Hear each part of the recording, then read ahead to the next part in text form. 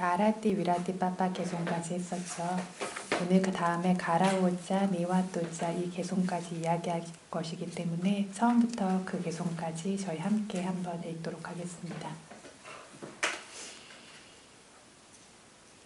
Yang Mangalang Dwadasahi Cintaing Susa Dewaka Suttanang Nadi Gaccanti Attating Sanca Mangalang Desitang Dewa Devena Sapa Papa Vinasanang Sapa Loka Hitataya Mangalang tang banamahe Ewang me suttang Ekang samayang Bhagawa savatiyang viharati Cetavane anatta pindikasa arame Attako anyatara devata Abhikantaya ratiya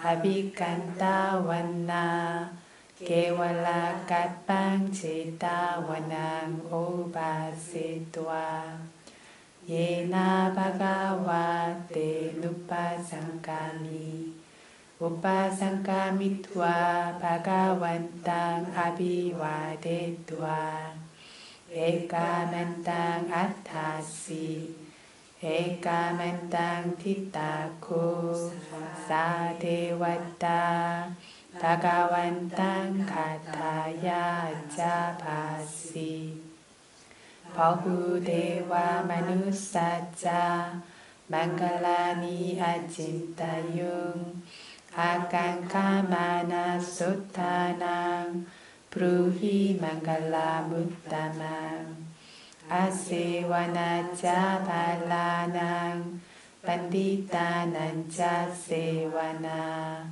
Pujaja pujaneyanang Etang mangalamuttamang Patirupa desawasuja Pupeja kata punyata Hatta sama panidija Etang mangalamuttamang Ahusajanja sipanca Vinayuja susikitu Suhasita jaya waja Etang mangalamuttamang Mata pitu upatanang Buddha dharasa sanggaho Anakulaja kammanta Etang mangalamuttamang Tananja dhammacariyaja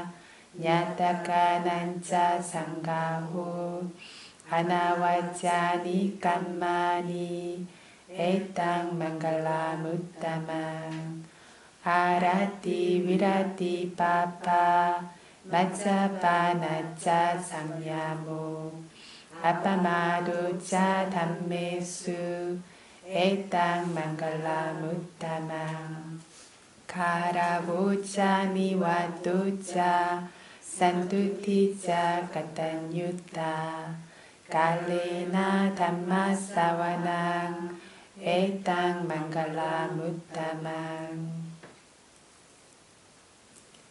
저희 상당히 많이 왔죠. 그래서 오늘하고 다음 주 정기법회 주에하고 11월 첫째 주에는 토요일날 어린이 법회가 있어서 그게 빼고 두 번째 주 정기법회 때 하면 망갈라수타 축복경은 마무리될 것 같습니다. 그래서 오늘은 48페이지 저번에 나눠드렸던 프린트부터 그게 마무리가 아직 안 됐어요. 그렇죠? 그래서 48페이지 보셔야 됩니다. 저번 거 안 가지고 계신 분도 있으신 것 같은데 잠시만요.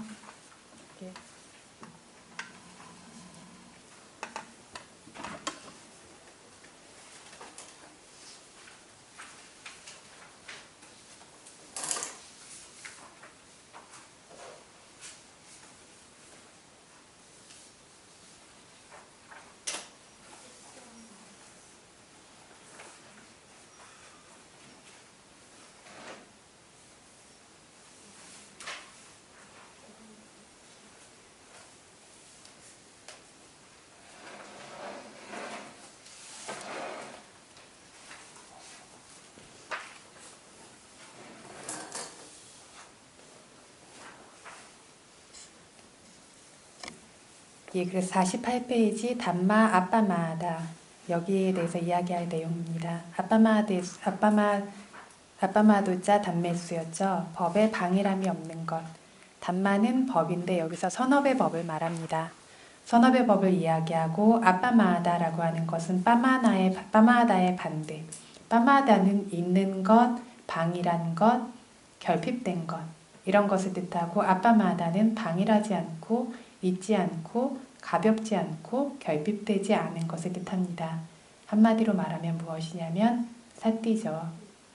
그래서 세상에서 자기 일에는 관심이 없고 다른 즐거움이나 스포츠 뒤만 따라다니고 있는 사람, 일에 게으르고 끈기와 근면함이 없는 사람들이 방일한 사람이다.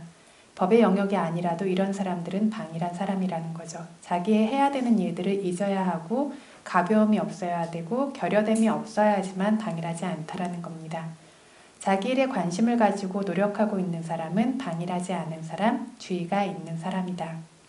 그래서 학문이든 건강이든 사업이든 세상의 모든 일에서 이 아빠마다라고 하는 불방일이 지극히 중요합니다. 세상에서 번영하고 발전하고 있는 사람들은 반드시 이 아빠마다라고 하는 사띠가 있는 사람, 불방일이 있는 사람, 사띠를 놓치지 않는 사람, 주의가 있고 부주의함이 없는 사람들입니다. 부주의함이 있는 틈으로 모든 어떤 쇠락하고 어떤 파괴되는 것들이 들어옵니다. 그래서 뭔가가 안 되고 있고 쇠락하고 망하는 사람들을 보면 반드시 방일하고 부주의한 사람들이라는 것들을 볼 수 있다는 겁니다. 어떤 사람들은 방일하지 않아서 어떤 성공적으로 자기가 살아야 되는 삶을 잘 살다가 어떤 좋은 것들이 오게 되면 방일해지는 바람에 다시 내리막길을 걷는 경우도 있죠. 그런데 가만히 보세요. 학문적이든 사업이든 무엇이 되었든 간에 어떤 굉장히 어떤 성취를 이루고 있는 사람들은 반드시 주의 깊음이 있어요.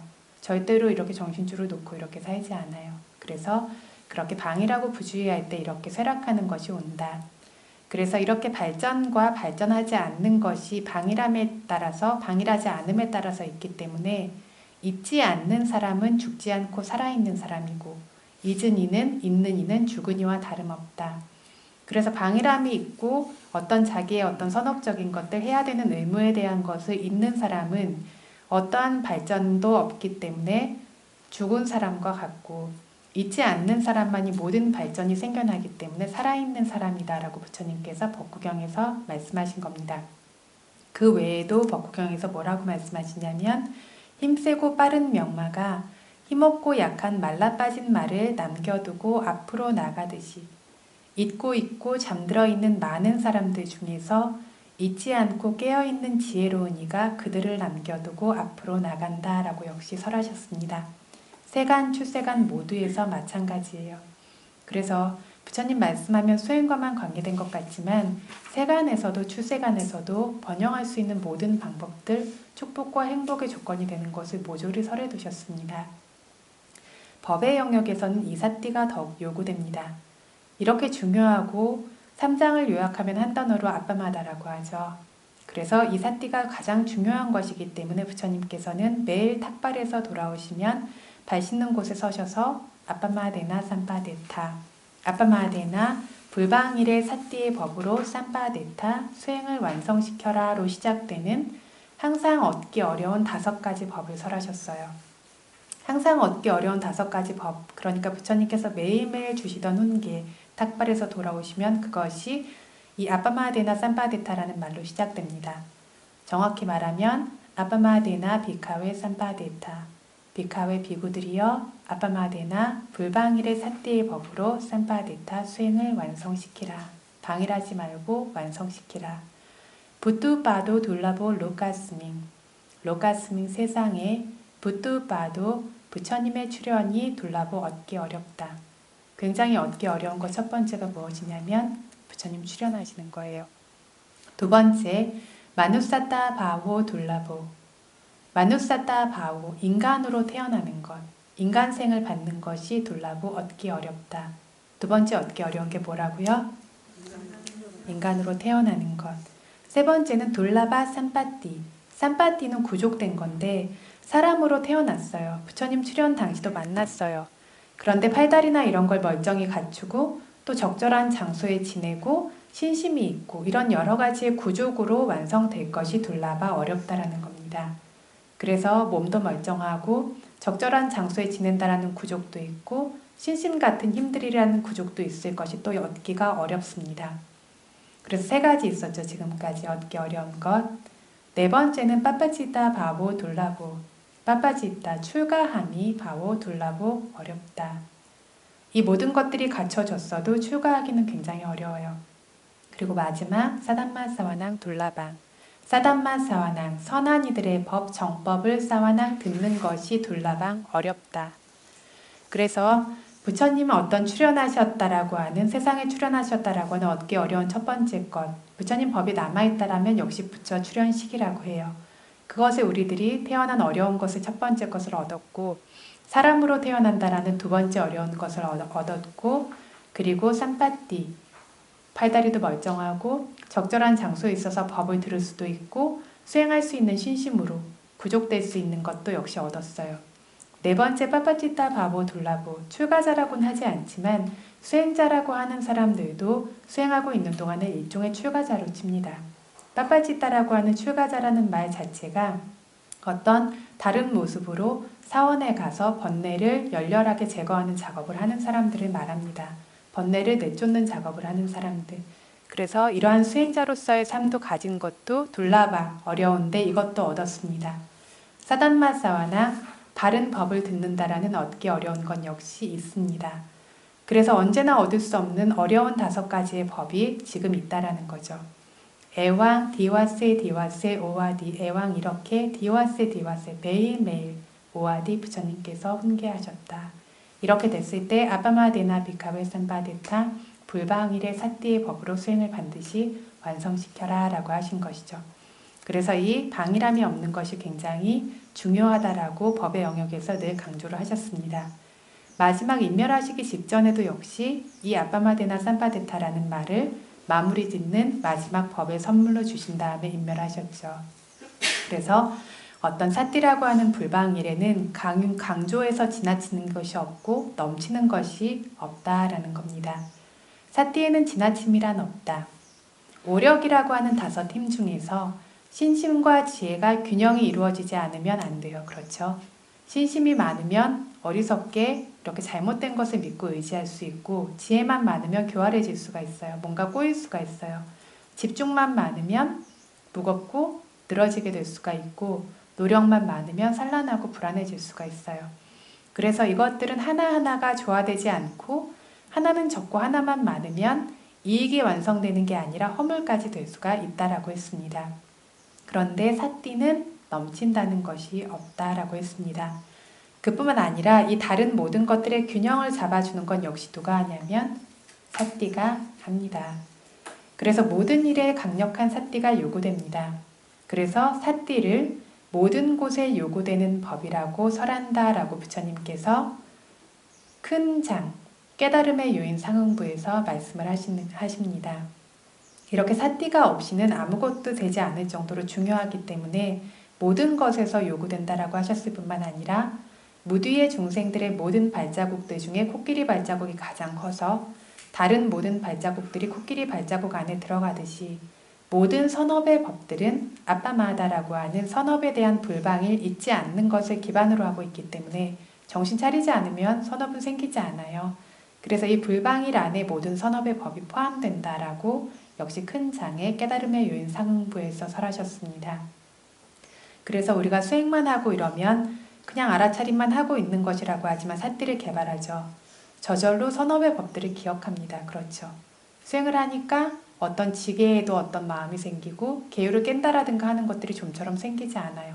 보시심이나 이런 것들도 수행을 해야 더 많이 생겨나요. 뭐냐면 사띠라는 것이 개발되고 있기 때문입니다.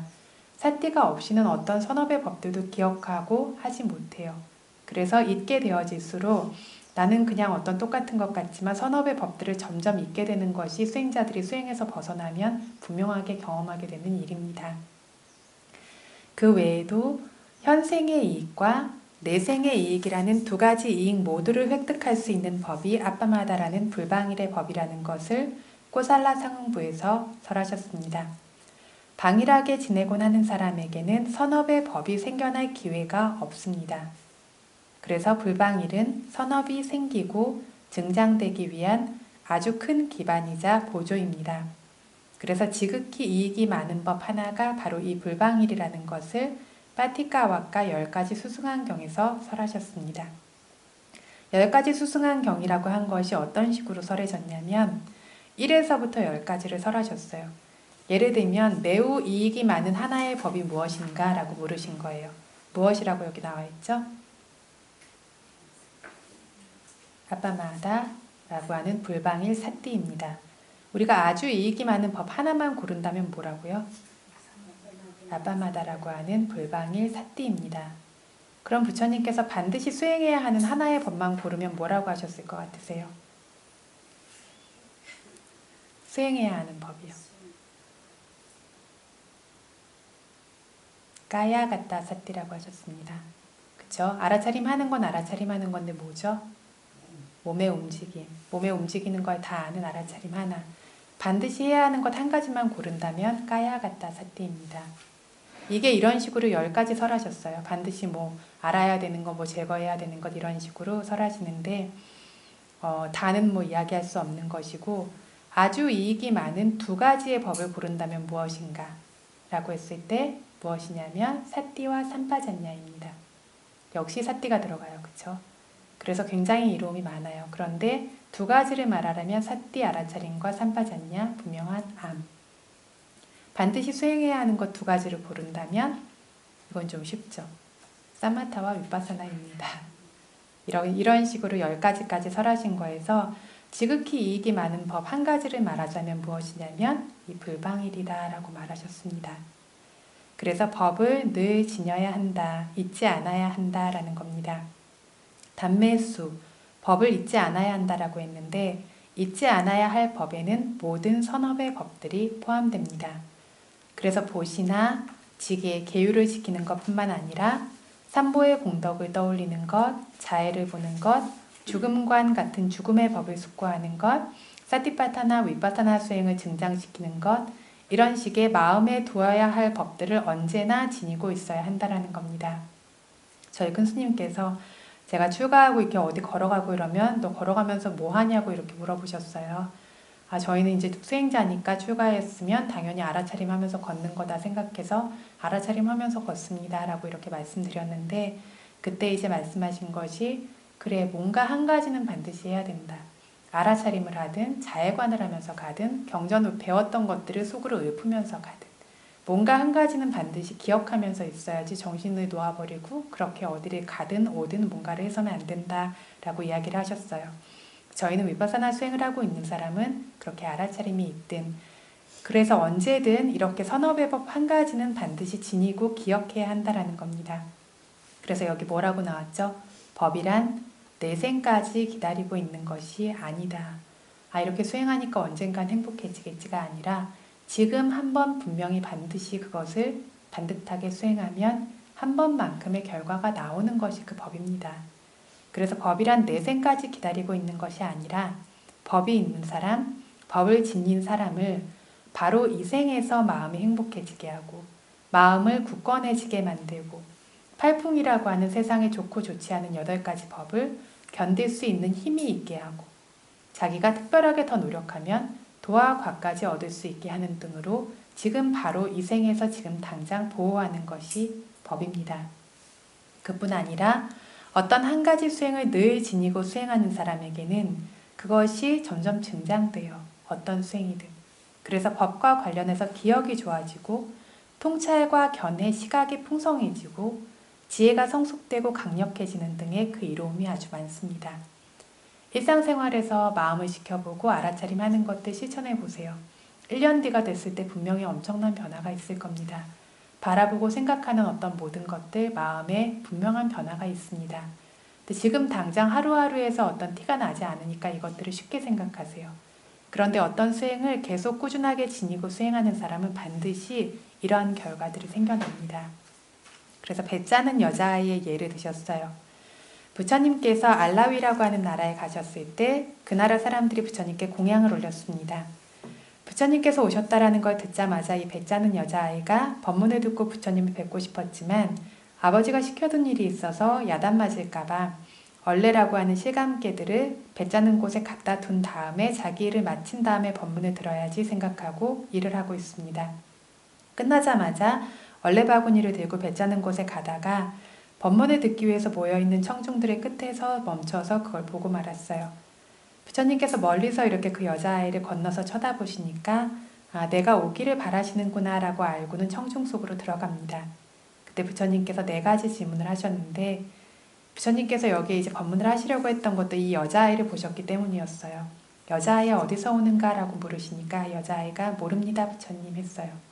어디로 가는가 라고 또 물으시니까 역시 모릅니다 부처님. 모르는가 물으시니까 압니다 부처님. 아는가 하니까 다시 모릅니다 부처님. 그러니까 청중들이 화가 났어요. 부처님께 장난하는 것처럼 함부로 말하고 있다고 생각해서 수근수근 비난을 합니다.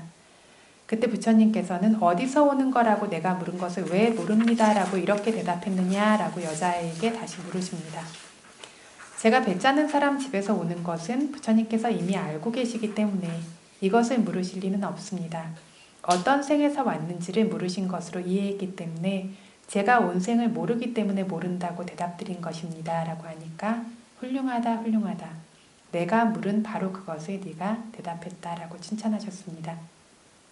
어디로 가느냐는 질문에 모른다고 답한 이유를 물으시니까 제가 얼레바구니를 들고 온 곳을 보고 계시니까 배 짜는 곳으로 간다는 것은 이미 아시기 때문에 이걸 물으신 건 아닐 것이고 이 생에서 죽으면 어떤 생으로 가느냐고 물으신 것이라고 이해해서 제가 가게 될 생을 몰라서 모른다고 말씀드린 것입니다 라고 하니까 역시 사두를 부르십니다.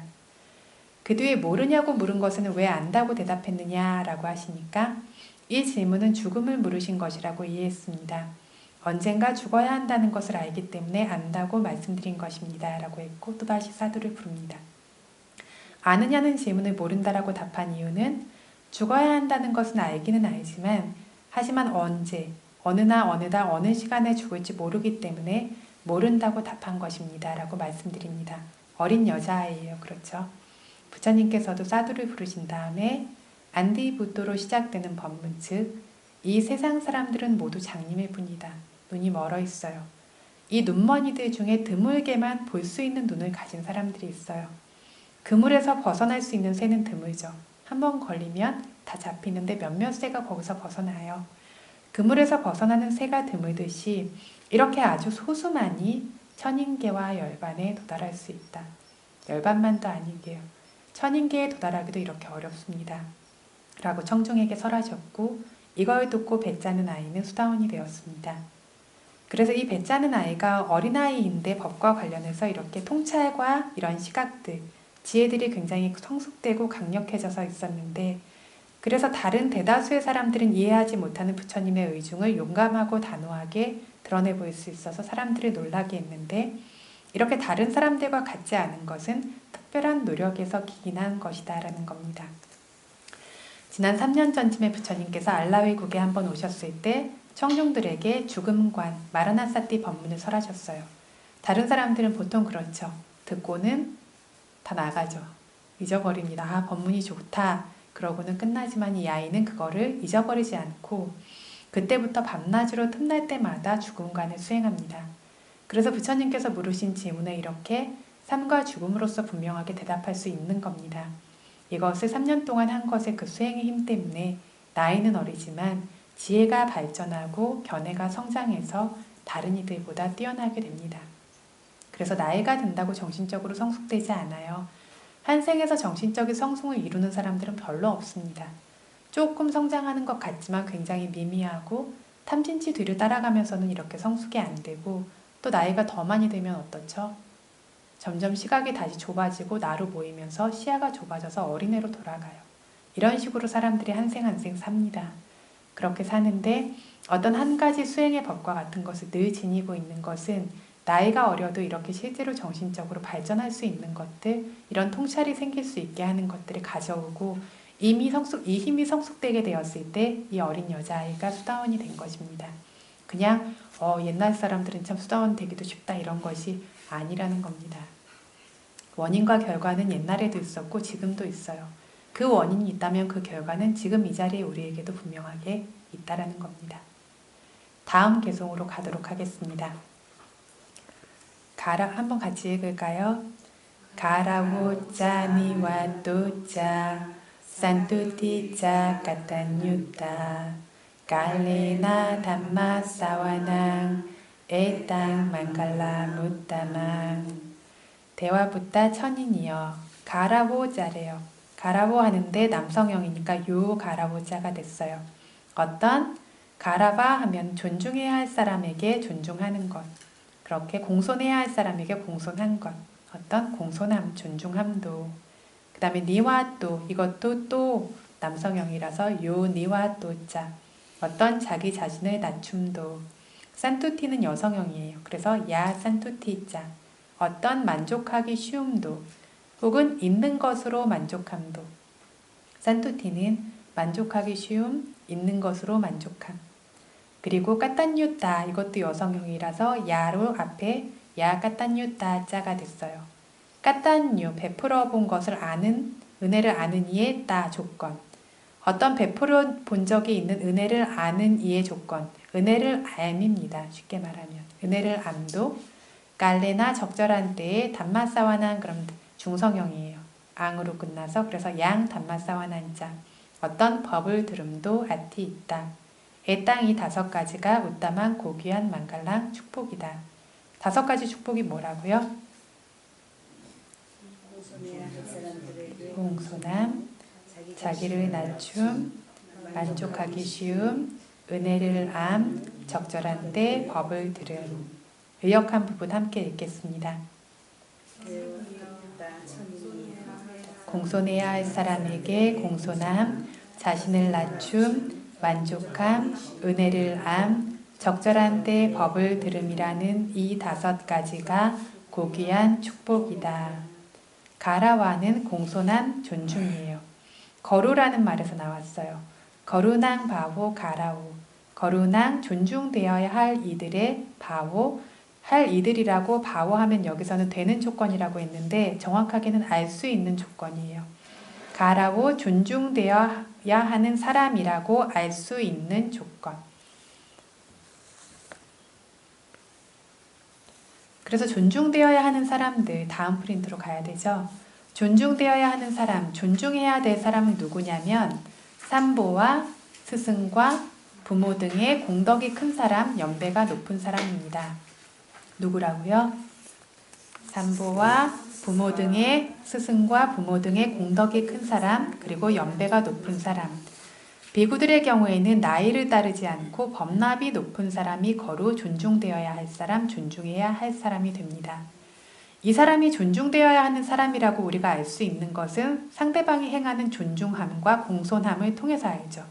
그렇죠? 그래서 존중되어야 하는 사람이라고 알 수 있는 조건이 뭐냐면 상대가 표하는 존중함입니다. 그래서 가라와라는 말, 존중되어야 하는 사람이라 알 수 있는 조건이라는 말은 쉽게 말하면 뭐라고요? 공손함, 존중함.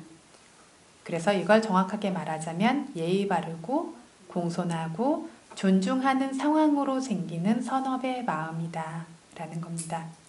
그래서 공손함, 존중함이 축복이래요. 이게 축복인 이유를 이제 봅니다. 공손해야 할 사람에게 공손하지 않고 존중하지 않는 일을 선하고 지혜로운 사람들은 원치 않아요. 아주 무례한 사람이라고 비난합니다. 선하고 지혜로운 사람일수록 공손할 줄 알고 존중할 줄 아는 사람을 원하고 좋아합니다.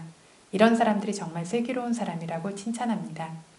이것만으로도 가라와라고 하는 존중하지 않고 공손하지 않은 것이 재앙이고 가라와라고 하는 공손함과 존중이 축복이라는 것이 명백합니다.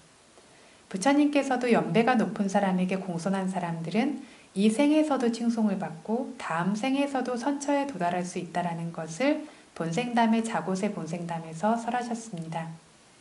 이 자고세 본생담을 설하시게 된 이유가 부처님께서 이제 부처님께 아나타피니까 장자가 사원을 보셨어요.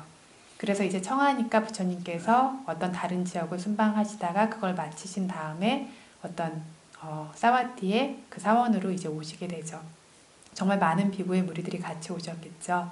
그런데 부처님 승단에 항상 문제를 많이 일으키던 찻바퀴라고 하는 6 비구들의 모임들이 있죠. 그 제자라는 사람들이 먼저 가서 자리를 다 차지해버려요. 차지하고 이제 사리부타 존자나 이런 분들이 오셨을 때 여기는 우리 스승 자리고 여긴 내 자리고 하면서 자리를 하나도 안 내줍니다. 그래서 사리부타 존자의 제자들이 사리부타 존자가 계실 곳을 막 찾지만 자리를 하나도 찾을 수가 없었어요. 그래서 사리부타 존자께서 밤에 부처님 간다쿠띠 응양강 옆에 있는 나무 아래에서 경행하시고 좌선하시면서 이렇게 보내셨습니다. 새벽에 부처님께서 밖에 나오시다가 거기 누군가라고 하니까 사리부타입니다. 왜 거기 있는가 라고 하니까 자리를 얻지 못해서 여기서 보냈습니다 라고 하니까 부처님께서 나 열애가 지금 분명히 이렇게 살아있는데에도 존중해야 될 사람을 존중하지 않고 비구들 사이에 서로 숙이고 존중하고 예의 바른 것이 없다라면 앞으로 어떻게 되겠는가 라고 해서 이 본생담을 이렇게 설하십니다. 그래서 사리부타 존자라고 하면 그래서 비구들의 경우에는 부처님께서 그때 말씀하세요. 비구들의 경우에 존중해야 될 사람이 누구인가 라고 하니까 사람들이 왕족에서 출가한 사람 존중해야 됩니다. 아니면 아라한인 사람 존중해야 됩니다. 신통력이 있는 사람 존중해야 됩니다. 아니면 재산이 많았던 사람을 존중해야 됩니다. 온갖 얘기가 나오죠. 부처님이 그렇지 않다. 법납순으로 존중해야 한다라고 하는데 사리부타 존자 같은 경우에는 법납이 제일 높은 분은 아니었지만 부처님께서 그 어부를 지정하신 가장 높은 제자였어요. 그래서 나 열의 다음에 가장 좋은 자리와 이것들로 모두가 청해야 될 사람이 사리부타 존자인데 그렇게 해서는 안 된다라고 이야기를 하신 거죠. 그래서 법납이 어린 사람들이 법납이 높은 사람을 자리나 어떤 공약물라 이런 것들로 가로막아서는 안 된다라는 것들을 이때 이야기를 하십니다.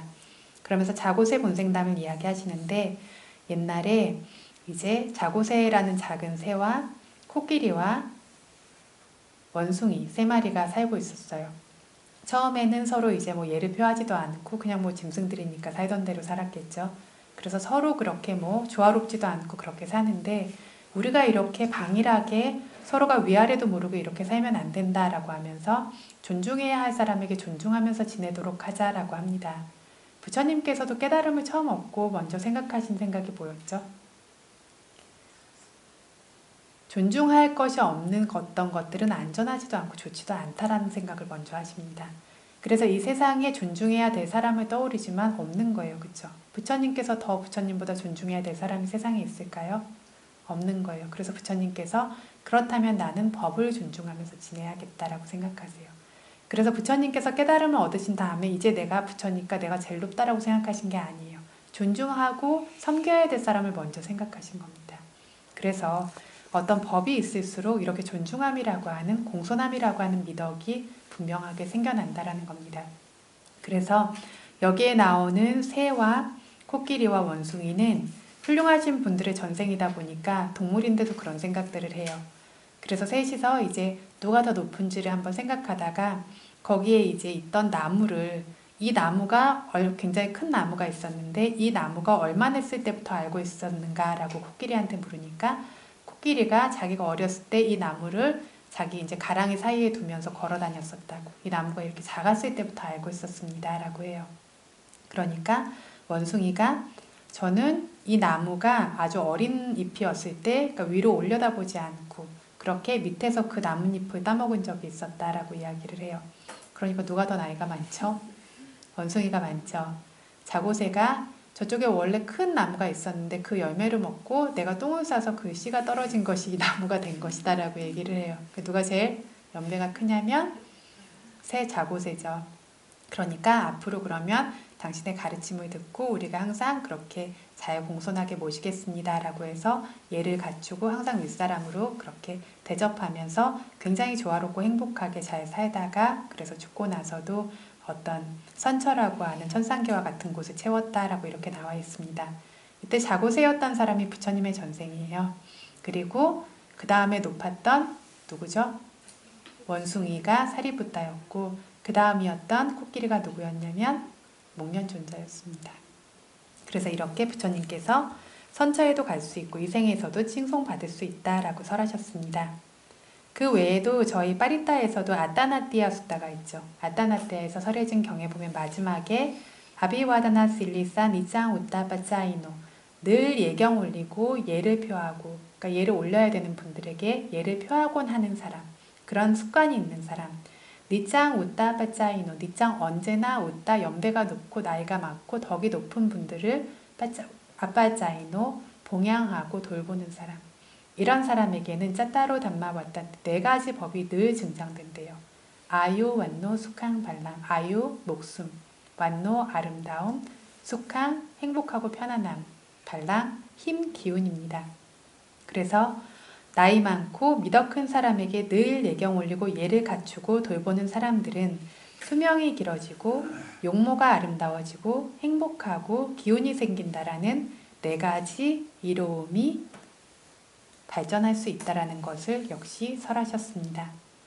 그래서 실제로도 봉사하고 어디서 일하는 것을 좋아하는 성향을 가지신 분들을 보면 원래 봉사를 많이 하고 이러면 건강하다라고 하거든요. 근데 그런 성향이 강력하게 있으신 분들을 보면 대부분 실제로 건강하세요. 그리고 나를 잘 돌보고 좀 게으르고 이러면 건강해질 것 같지만 보통 그렇지가 않아요. 그런데 봉사하고 이러시는 분들은 그 성향이 있는 분들이 있어요. 그게 내가 굉장히 노력해서 지금 안 되는 거 하는 분들이 있는가 하면 그게 굉장히 습관화되어 있고 이런 분들은 건강해서 봉사를 하는 게 아니라 봉사의 그러한 선업 때문에 이분들에게 건강함이 있는 거라는 겁니다. 그리고 저희 전륜성황의 경도 언급했었죠. 사람들의 수명과 아름다움과 이런 것들이 점점 줄어드는 이유가 무엇이라고 했냐면 불선업이 점점 많아지기 때문이라고 하고 어른들부터 존중해야 될 사람을 존중하지 않는 이런 종류의 불선업이 많아지면서 점점 그렇게 쇠퇴하다가 이런 반대의 법들, 존중해야 될 사람 존중하고 선업을 섞어 하는 것들이 많아지니까 사람들의 수명이 무한대로 늘어나죠. 전륜성황의 경 이미 이야기했었습니다. 여기에 따라서도 알 수 있다. 그 외에도 이런 존중하는 사람들은 어른들의 사랑을 받아요. 어른 돼보시면 알겠죠. 그래서 어른들이 사랑하고 아끼고 또 어른들이 존중하고 돕고 보호합니다. 이걸 받게 되기 때문에 얻게 되는 이로움들이 굉장히 많습니다. 다른 아무런 투자도 없이 자기를 굽히고 숙이면서 사용함만으로써 아주 큰 이익들이 생겨나는 이 공손함 존중이라는 축복을 우리가 응당지녀야 타당하지 않겠는가. 나는 누구한테 나는 내 힘으로 먹고 살아. 나는 내 자신이 잘못된 일은 하지 않아. 이런 식으로 교만하거나 한 것들이 절대로 축복의 조건이 아니라는 겁니다. 귀한 가문의 조건. 우파리빠나사 작은 업의 분석경에 보면 부처님께서 사람이 아름답고 아름답지 않은 것, 가문이 좋고 좋지 않은 것, 수명이 길고 짧은 것, 건강하고 건강하지 않은 것 이런 등등으로 어떤 업 때문에 이런 일들이 생기는지 말씀하셨어요. 여기서 젊은이여 이 세상에서 어떤 남자와 여자는 거칠고 뻣뻣하고 교만해서 경배해야 할 분에게 경배하지 않고 마중해야 할 분을 마중하지 않는다. 저희는 이제 마중하거나 배웅하는 문화가 아예 사라졌죠. 그런데 이것들을 해야 하는 거라는 겁니다. 자리를 내드리기에 적합한 분께 자리를 내드리지 않고 길을 비켜드려야 할 분께 길을 비켜드리지 않는다. 잘 대접해야 할 분을 돌보지 않고 존중해야 할 분을 존중하지 않고 소중히 여겨야 할 분을 소중히 하지 않고 공양해야 할 분을 공양하지 않는다. 이 사람은 자기가 취해둔 업에 따라 죽으면 지옥에 간다. 지옥에 가지 않고 사람이 되면 태어나는 곳마다 천하고 초라한 가문에서 태어나게 된다.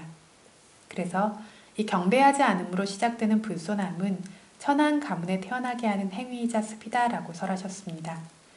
그래서 자식들 키우시거나 이렇게 하실 때 어른들께 예를 갖추는 거 반드시 가르치셔야 됩니다. 요즘에는 이것이 사라져서 어른들이 애들한테 예를 갖추고 있어요. 그죠? 그래서 이게 아이들을 배려하는 것인지 아니면 예를 가르치지 못하는 것인지 분명하게 구분해서 알고 계셔야 합니다. 그래서 인사해야 될 땐 인사해야 되고 일어나야 될 땐 일어나야 되고 마중이나 배웅이나 해야 될 것도 해야 되고 음식이나 이런 것들도 어른들이 먼저 드시는 거 기다릴 줄 알아야 되고 이것들이 지금 당장뿐만이 아니라 내 생에서도 좋은 곳에 가고 귀하게 태어나는 조건이 되는 것이라는 것을 기억하셔야 합니다. 반대로 공손해야 할 분에게 공손함 등을 행하는 사람은 천상계에 간다는 것. 천상계에 가지 못해도 태어나는 곳마다 고귀하고 수준 높은 가문에 태어나게 된다는 것을 계속해서 법문하셨다. 이렇게 가만히 보세요. 가문이 귀하지 못하고 사는 것들이 귀하지 못한 것, 이럴수록 서로가 서로에 대한 예의가 없어요. 가만히 세상에서도 지켜보시면 그렇게 귀하지 못할수록 예의와 이런 것들이 결여되어 있고 그냥 한 집안에서 얘기하고 쓰는 어떤 말들이 굉장히 거칠고 그냥 위나 아래가 없습니다. 그런데 귀한 가문이고 할수록 이런 것들을 존중합니다. 가문이 귀해서 그것들을 존중한다라기보다 이런 업이 있기 때문에 이런 식으로 또 태어나게 귀하게 태어난다라는 겁니다. 이 법문에 따르면 교만한 사람의 미래는 상당히 마음이 무거울 만한 것이다. 그래서 다음 생을 생각해서도 공손해야 할 사람에게 진심으로 공손해야 합니다. 어떤 사람들은 예를 갖추는 것을 부끄러워하지만 이건 부끄러워하지 않아야 할 것을 부끄러워하는 것이다. 사실 부끄러워야 할 것은 공손하지 않은 것을 부끄러워해야 한다. 그런 사람을 지혜 있는 선한 분들이 비난하실 것이기 때문에 그걸 생각하면서 부끄러워해야 할 줄 알아야 한다. 이렇게 존중함과 공손함이 있으면 브라마 위하라라는 고귀하게 지내는 것이 증장된대요. 브라마 위하라 고귀하게 지내면은 몇 가지가 있습니까? 뭘 브라마 위하라라고 하죠? 자비, 희사 네 가지 수행을 말해요. 그쵸? 자애, 연민, 기쁨, 평정심. 이 네 가지 수행을 우리가 브라마 위하라 고귀하게 지낸다라고 말해요. 범천들이 지내는 방식이기도 합니다. 브라마는 고귀하다라는 뜻도 있고 범천이라는 뜻도 있죠. 그래서 공손함, 예를 갖춤, 존중함은 그 사람에 대한 존중심이 있기 때문에 생겨요. 그 사람을 사랑하고 소중히 여기기 때문에 귀하게 여기는 마음이 있기 때문에 공손함이 생깁니다. 그쵸? 그렇지 않으면 귀하게 여기는 마음 없이는 절대 생기지 않습니다. 그렇게 됐을 때 그 예우를 받는 사람들, 어른이 되는 사람들도 필연적으로 그를 사랑하고 소중히 여기게 됩니다. 이렇게 서로가 자애들이 있을 때면 서로가 이렇게 자애를 가지고 있기 때문에 고통을 겪고 있을 때 연민심도 생깁니다. 처음에 자애가 생겼죠. 고통을 겪을 때에 서로 자애가 있는 사람이라면 반드시 연민심이 생깁니다. 자애가 있는 사람들끼리는 서로 한 사람이 발전하면 질투하냐면 안 그래요. 다른 사람이 못 있다라고 하는 기쁨으로 함께 기뻐합니다. 그러다가 서로가 잘못이나 부족함이 약간 있을 수도 있죠. 있을 때에도 평정심으로 대할 수 있다. 이렇게 자비, 희사 네 가지가 모두 생겨날 수밖에 없다라는 겁니다. 여기서 보시면 아시겠지만 평정심은 냉정함이 아니에요. 냉정함하고는 거리가 멉니다. 자애와 연민과 어떤 상대의 잘 되는 걸 기뻐해주는 기쁨이 바탕이 되어진 법이고 어떤 잘못된 것들이 있을 때 그것들에 움직이는 것이 아니라 치우치지 않고 볼 수 있는 성품입니다. 이렇게 가라와라고 하는 존중함, 공손함은 브라마 위하라라고 하는 고귀하게 지내는 자비, 희사 네 가지 법들이 번창하는 조건이자 질투나 인색함이나 자만이나 성냄 등이 없는 조건인 아주 훌륭한 문화이자 예절의 하나입니다. 그래서 이런 문화 예절이 있는 사람에게 장수한다, 오래 산다 등의 이미 언급한 이로움이 생길 수 있다는 것은 이치에 맞고 당연하다. 자비이사가 마음 안에 증장된다라면 당연히 오래 살고 건강하고 이런 이익이 생기겠죠. 이런 이익도 생길 뿐만 아니라 나뿐만 아니라 세상의 화평함을 위해서도 중요한 문화 예절의 하나이다. 또한 법을 알수록 공손하다. 부처님께서 제일 먼저 그걸 떠올리셨던 것처럼 법을 알지 못하는 사람은 공손함을 내가 낮아지는 거라고 잘못 생각합니다. 하지만 공손함은 아주 고귀한 법의 하나이기 때문에 법을 알면 알수록 선업이 강해지고 마음이 개발될수록 즉 선하고 지혜로워질수록 공손함과 존중함의 법은 점점 더 많아집니다. 그래서 사리불께서 아까사와가예요. 부처님의 가장 높은 제자죠. 하지만 아싸지 존자의 법문으로 수다원이 된 때부터 시작해서 늘 자기 전에 아싸지 존자가 계신 곳을 향해 두 손을 올려서 합장하고 그 존자님이 계신 쪽으로 머리를 두고 주무셨어요. 알지 못하는 비구들은 사리불은 오늘날까지도 견해가 잘못되어 있어서 예전에 잘못된 수행 중에 사방에 예를 올리는 수행이 있죠. 방향들의 예를 올리고 있다면서 부처님께 이릅니다. 부처님께서는 사리불이 방향의 예를 올리는 것이 아니라 자기 스승인 아싸지 존자에게 예를 올리는 것이다. 자기가 법을 알 수 있도록 자기에게 법을 보여준 사람을 불을 모시는 바라문이 불에 예경 올리듯이 불을 모시는 바라문들은 하루 종일 불을 모신대요. 계속 예경 올리고 돌보고 그렇게 하면서 그걸 수행이라고 한대요. 이렇게 하는 것처럼 경배해야 한다라고 법구경의 바라문의 장에서 설하셨습니다. 다음은 니왔다 낮춤입니다. 니는 낮게 왔다 생김. 니와 따를 니자 많았다, 니왔다 웃디다 라고 주석서에서 해설해요. 니자는 낮은 것, 만하는 마음, 따는 조건. 낮은 마음이 있는 사람이라고 알아지는 조건. 즉 낮은 마음이 있다고 알 수 있는 조건, 자기를 낮추고 있는 것이 되겠죠. 이 사람에게 낮추는 마음이 있구나라고 알 수 있는 어떤 모든 것입니다. 자기 자신을 숙이고 자기 몸도 숙이고 낮추는 것은 마음을 숙이고 낮춰야만 가능합니다. 자만이 있는 마음은 높이 고추서서 올라가 있기 때문에 자만을 눌러놓는 자체가 낮은 마음이 있는 것이라고 합니다. 마음을 눌러두고 낮춰주면 어떻게 되냐면 몸과 입도 모두 숙이고 낮춰둔 것이 돼요. 몸도 이렇게 뻣뻣하게 서 있질 않고 말도 그렇게 거칠게 뻣뻣하게 서질 않습니다. 그래서 니왔다 웃디다, 숙이고 낮추는 모습이 있다고 아는 조건, 숙이고 낮추는 모습이라고 말합니다. 니왔다라고 하는 낮춤이 있는 사람의 반대는 탔다, 뻣뻣하고 딱딱한 사람. 아띠마나, 아띠는 지극하게 많아 여기는 교만한 사람이에요. 매우 교만하고 꼿꼿하고 오만한 사람들이기 때문에 이런 사람들은 반대가 되기 때문에 언동도 건방지고 불손합니다. 자기를 높이고 다른 사람을 누르곤 합니다. 모든 것들을 판단할 때 내가 우월하고 내가 인내하고 내가 보는 것처럼 이런 식으로 판단합니다. 가문이나 학식이나 재산 등의 미덕들로 다른 이들을 본척만척하고 우습게 알고 함부로 하곤 합니다. 몸의 행동도 아무도 신경 쓰지 않는 것처럼 오만합니다. 이 모든 것들은 대다수의 많은 사람들이 싫어하고 미워할 만한 행위죠. 그래서 이것이 불축복이다. 축복이 아닌 아망갈라다. 니와따라는 낮춤이 있는 사람은 몸의 행위도 부드럽고 섬세할 뿐만 아니라 말을 해도 모두에게 귀가 편안하고 마음이 행복할 만하게 그 말이 조화롭고 예의 바릅니다. 그러한 종류의 사람은 많은 이들이 사랑하고 소중히 여기는 축복이 됩니다. 그렇죠. 같이 이야기를 해도 이런 식으로 말하고 이렇게 행동하는 사람 누구라도 좋아하죠. 그럼에도 불구하고 우리는 우리가 그렇게 행동하는 것은 상당히 부담스러워하고 내가 낮아지는 거라고 잘못 생각하는 경향들이 있습니다. 그래서 가라와라고 하는 존중 공손함과 니와따라는 낮춤을 같이 설하셨어요. 여기서. 함께 설하신 것은 이것 두 가지가 분리될 수 없는 법들이기 때문입니다. 자기를 낮추지 않는 사람에게 타인을 존중하면 생길 수 없어요. 그렇죠? 그래서 니와따 없이는 가라와는 생길 수 없다. 자만이 있어서 거만한 사람은 나뿐이다. 나 말고는 아무것도 상관없다라는 식인데 어떻게 다른 사람에게 예를 표하고 공손할 수 있겠습니까? 정말 신기하게 저희 이제 미얀마에서 경정 공부를 하거나 이러면 정말 시험도 어렵고 시험에 합격하기도 어려워요.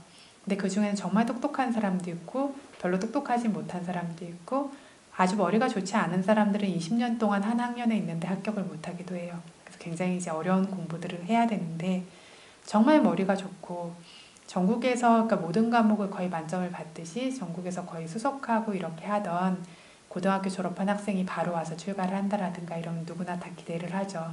저 사람 굉장히 공부 잘하겠구나. 실제로 공부를 잘해요. 남들보다 노력하지 않아도. 그래서 그 사람들이 금방 어떤 법사 시험에 합격하고 실제로 계속 좋은 성과를 내고 정말 전국 수석을 하냐면 그렇지가 않아요. 그래서 이렇게 지켜보면 정말 억과업의 결과구나. 그래서 저희 선생님께서 전국 수석하고 이런 건 아무나 하는 줄 아냐? 오력이 있어야 한다. 그래서 신심과 노력과 알아차림과 집중과 지혜 이 5가지가 있어야만 한다. 이렇게 말씀을 하셨는데 그냥 머리 좋으면 하는 거 아닌가라고 처음엔 생각을 했었는데 오랫동안 워낙 오랜 기간 동안 하는 공부니까 옆에 사람들이 지켜보죠. 정말 공부를 빨리 끝내고 수월하게 끝내고 잘하는 사람은 존중심이 있고 신심이 있어서 봉사심이 있고 그래서 처음에는 그 사람이 그렇게 두각을 드러내지 않는데 결과적으로는 그런 사람들은 너무나 쉽게 장애 없이 그것들이 끝나요. 정말 똑똑하고 책을 어느 정도로 그 많은 책들을 페이지로 다 기억을 해요. 어떤 책에 몇 페이지에 뭐가 있고 이걸 다 아는데 절대 시험이 끝나질 않아요. 그리고 계속 이렇게 똑똑하면 전국 수석을 해야 될 것 같은데 그렇지를 않아요. 이런 식으로 정말로 실제로 그렇구나. 그래서 이렇게 부처님께서 말씀하시는 이것들이 실제로 있을 때 우리 삶의 번영이 있고 발전이 있는 것이지 내가 지금 당장 머리가 좋고 이렇게 된다라고 그 어떤 결과들이 다 그렇게 열리는 것이 아니라는 거죠. 그래서 어쨌든 이렇게 가문이나 재산이나 혈통 등으로 오만한 사람은 자기 친족들조차 우습게 할 수가 있어서 이러한 행위는 파멸의 조건이 된다라고 파멸의 경에서도 설하셨습니다. 이렇게 됐을 때 자기 친척들도 자기를 신경 쓰지 않고 버려요. 그쵸? 이런 사람이라면. 그리고 자기가 잘 안 풀리게까지 할 수 있기 때문에 파멸의 조건이다라고 설합니다. 이렇게 오만한 사람을 뭐에 비유하냐면 공기가 가득 찬 가죽 주머니로 비유하는데, 자만이 생기기 전에는 공기가 없는 가죽 주머니처럼 부드러워요. 공기가 가득 차면 팽팽하고 뻣뻣하게 되는 것처럼 자만이 많은 사람의 특성도 이렇게 된다라는 겁니다. 어느 정도까지 자기 자신을 낮추냐면 발 닦는 천, 발걸레처럼, 뿔 부러진 소처럼, 이빨이 부러진 뱀처럼. 독이 없는 뱀, 이빨이 부러진 뱀은 머리를 세우지 않아요. 이렇게 될 때까지 자기 자신을 낮춰야 한다. 정말 법이 있는 사람들은 그 정도까지 낮출 수 있다. 왜 못 낮춘다고요? 아직 정말 법이 있지 않기 때문에 낮추지 못한다라는 겁니다. 그래서 교만은 파멸의 조건이라고 했어요. 리와 따라는 낮춤은 발전과 번영의 조건이라고 했습니다. 그래서 낮추고 숙임이 있고 오만함, 거칠게 경직됨이 없는 사람은 주변 이들 따르는 이들과 명성, 즉 좋은 평판을 얻을 수 있다라고 신갈라수다에서 부처님께서 설하셨습니다. 그래서 사리부타의 니와따, 사리부타 존자의 낮춤입니다.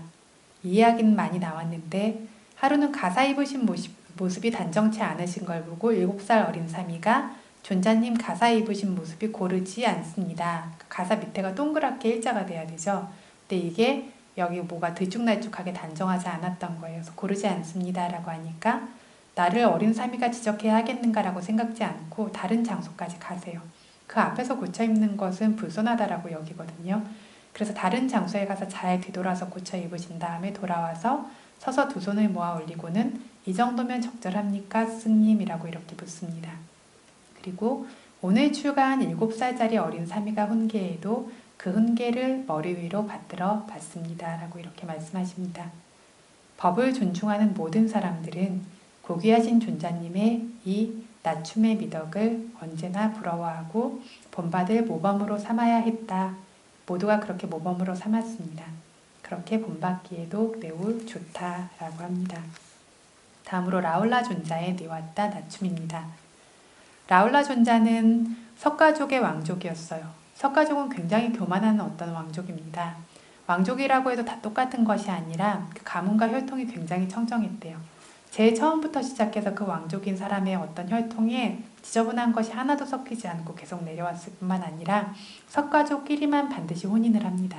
그래서 아주 청정하고 깨끗한 것을 섞이지 않고 가지고 있습니다. 그래서 굉장히 청정하고 그렇지만 그만큼 교만했던 것이 석가족이죠. 결국에 석가족이 그래서 자신들의 교만 때문에 멸망하게 되죠.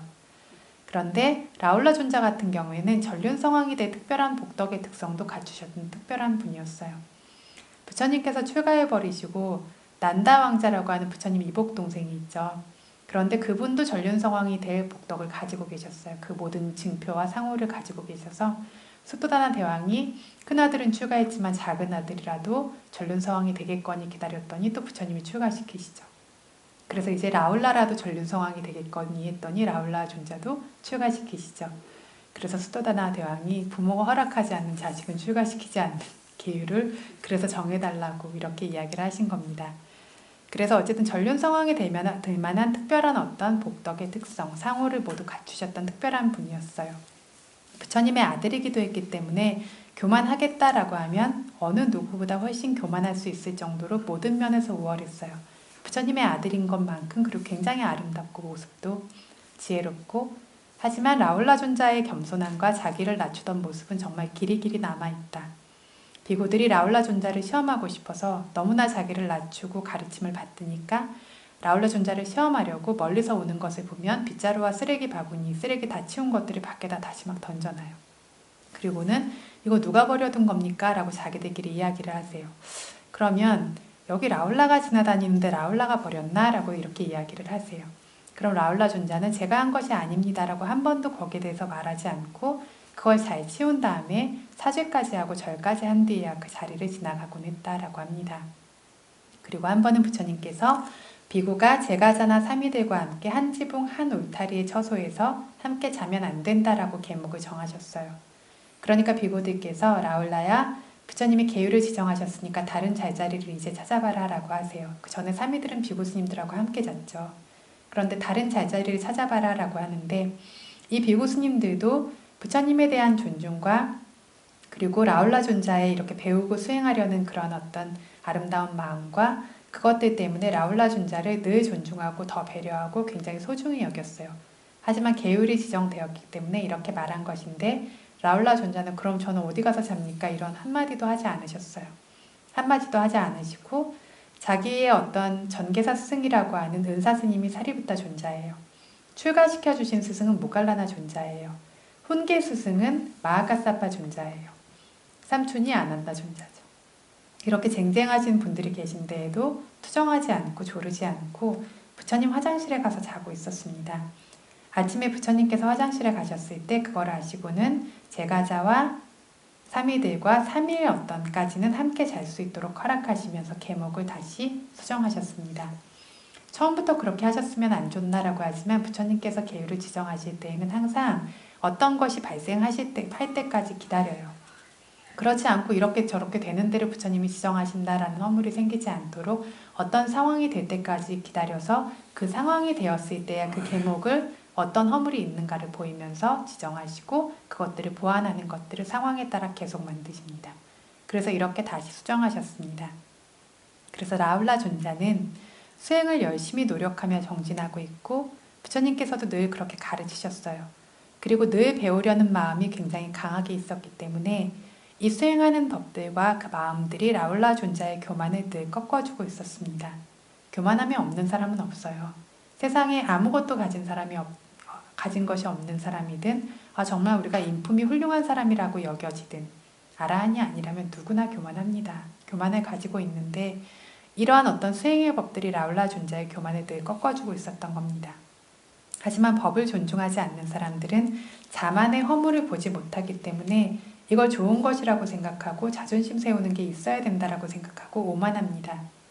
법을 존중하는 사람들은 자기의 자만을 일부러 떨어뜨리고 꺾으려고 노력합니다.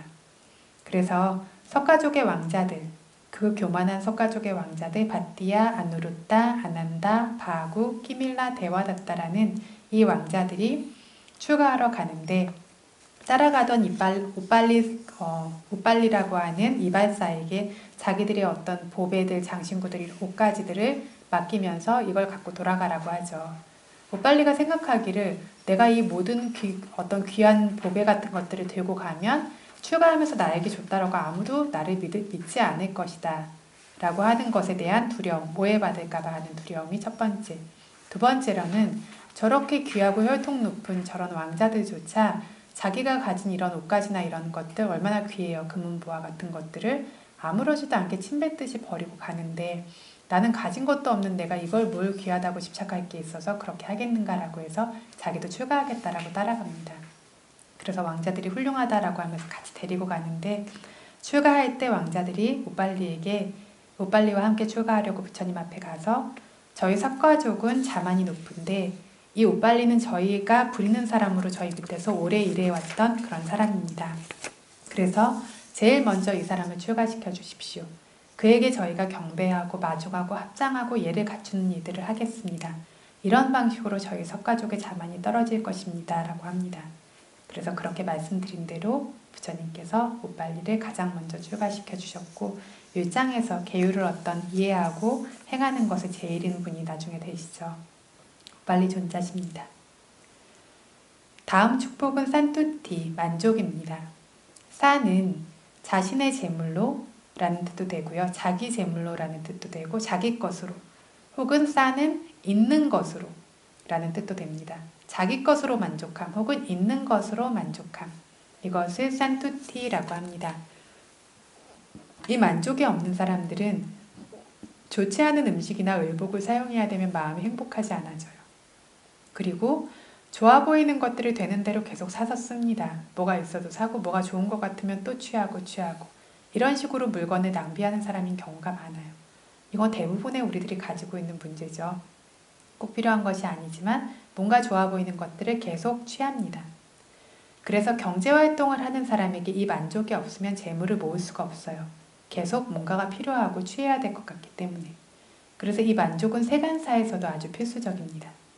법만 수행하는 사람들에게는 더더욱이 아주 필수적입니다. 그래서 산투티라고 하는 만족의 반대는 탐욕이 큰 것, 원함이 큰 것이기 때문에 법을 얻음에 있어서 엄청난 장애이자 방해가 됩니다. 그래서 부처님께서 마히차라고 하는 원함이 큰 것을 비난하셨던 것처럼 산투티라고 하는 만족을 지극하게 칭송하셨다. 부처님께서 어떤 계모셨던 마하바자바티 고타미께서 부처님 밑에서 출가하고 숲으로 가서 수행하겠다라고 간략하게 부처님 법을 알려달라고 하니까 말씀하셨죠. 어떤 것이 원함이 적어지기 위한 것, 만족이 있기 위한 것, 이런 것들이라면 그것은 열애의 법이라고 알아라. 어떤 것이 원함이 점점 많아지고 만족하기 쉽지 않아지는 것이라고 알아진다면 그것은 열애의 법이 아니라고 알아라라고 이렇게 요약을 해주시죠. 물론 다른 말들도 거기에 많이 있지만 이렇게 말씀을 하십니다. 그래서 적절한 사원에서 지냄하지만 사리부타 존자에게 적절한 사원이 어떤 거였는지 기억하시는 분 계세요? 적절한 사원에서 지내야 된다라고 하니까 요즘에는 굉장히 이제 현대적이고 좋은 것들도 많이 의지해야 하고 생각들을 많이 하시죠. 사리부타 존자께서 적절한 사원으로 생각하신 것은 무릎을 이제 가부좌 들고 앉았을 때 그 두 무릎이 물에 젖지 않으면 된다. 비가 내렸을 때 그 무릎이 젖거나 그렇게 차지 않은 그 정도면 그곳이 적절한 거처다라고 이렇게 이야기를 하세요. 만족을 아는 사람들이 어떤 보는 모습입니다. 그래서 우리가 이만큼 따라가지 못한다라고 해도 이것에 대해서 늘 기억하고 계셔야 돼요. 그래야 어떤 만족을 아는 것들, 만족하지 않는 것의 허물들을 보고 있을 수 있습니다. 그래야 마음에 은근하게 은연중에 어떤 계속해서 때가 끼게 되면서 수행을 한다라고 하지만 움켜쥐고 하는 것들이 자꾸자꾸 적어지게 됩니다. 가장 귀한 재물을 만족이라고 했어요. 산투티 빠라망다나, 법구경에서 산투티, 만족이 빠라망 최상의 가장 귀한 다낭 재물이다. 안내서의 스승들도 만족과 동등한 다른 재물은 없다라고 합니다. 왜냐하면 세상에 재물이 있으면 무엇이든지 채워질 수 있죠. 그래서 사람들이 재물을 좋아하죠. 원하는 모든 것을 채울 수 있어요. 만족할 줄 아는 사람에게는 이미 모든 것이 채워져 있기 때문에 이것을 재물로 비유한 것이다. 그러나 재물로 채울 수 없는 종류의 구족과 완성과 풍요로움이 만족이 있는 이에게는 있어요. 그래서 만족이 가장 고귀한 재물이다 라고 칭송한 겁니다. 그래서 어떤 이의 마음이 만족하고 있다면 그 사람은 모든 것이 채워진 것이다. 신발로 감싸둔 발이 있는 이에게는 땅 전체가 가죽을 덮어둔 것과 같을 뿐인 것이 사실이다 라는 말처럼 옛날에 어떤 여왕이 발에 돌부리가 걸리니까 화가 나서 땅 전체를 가죽으로 덮으라고 했다라고 하죠.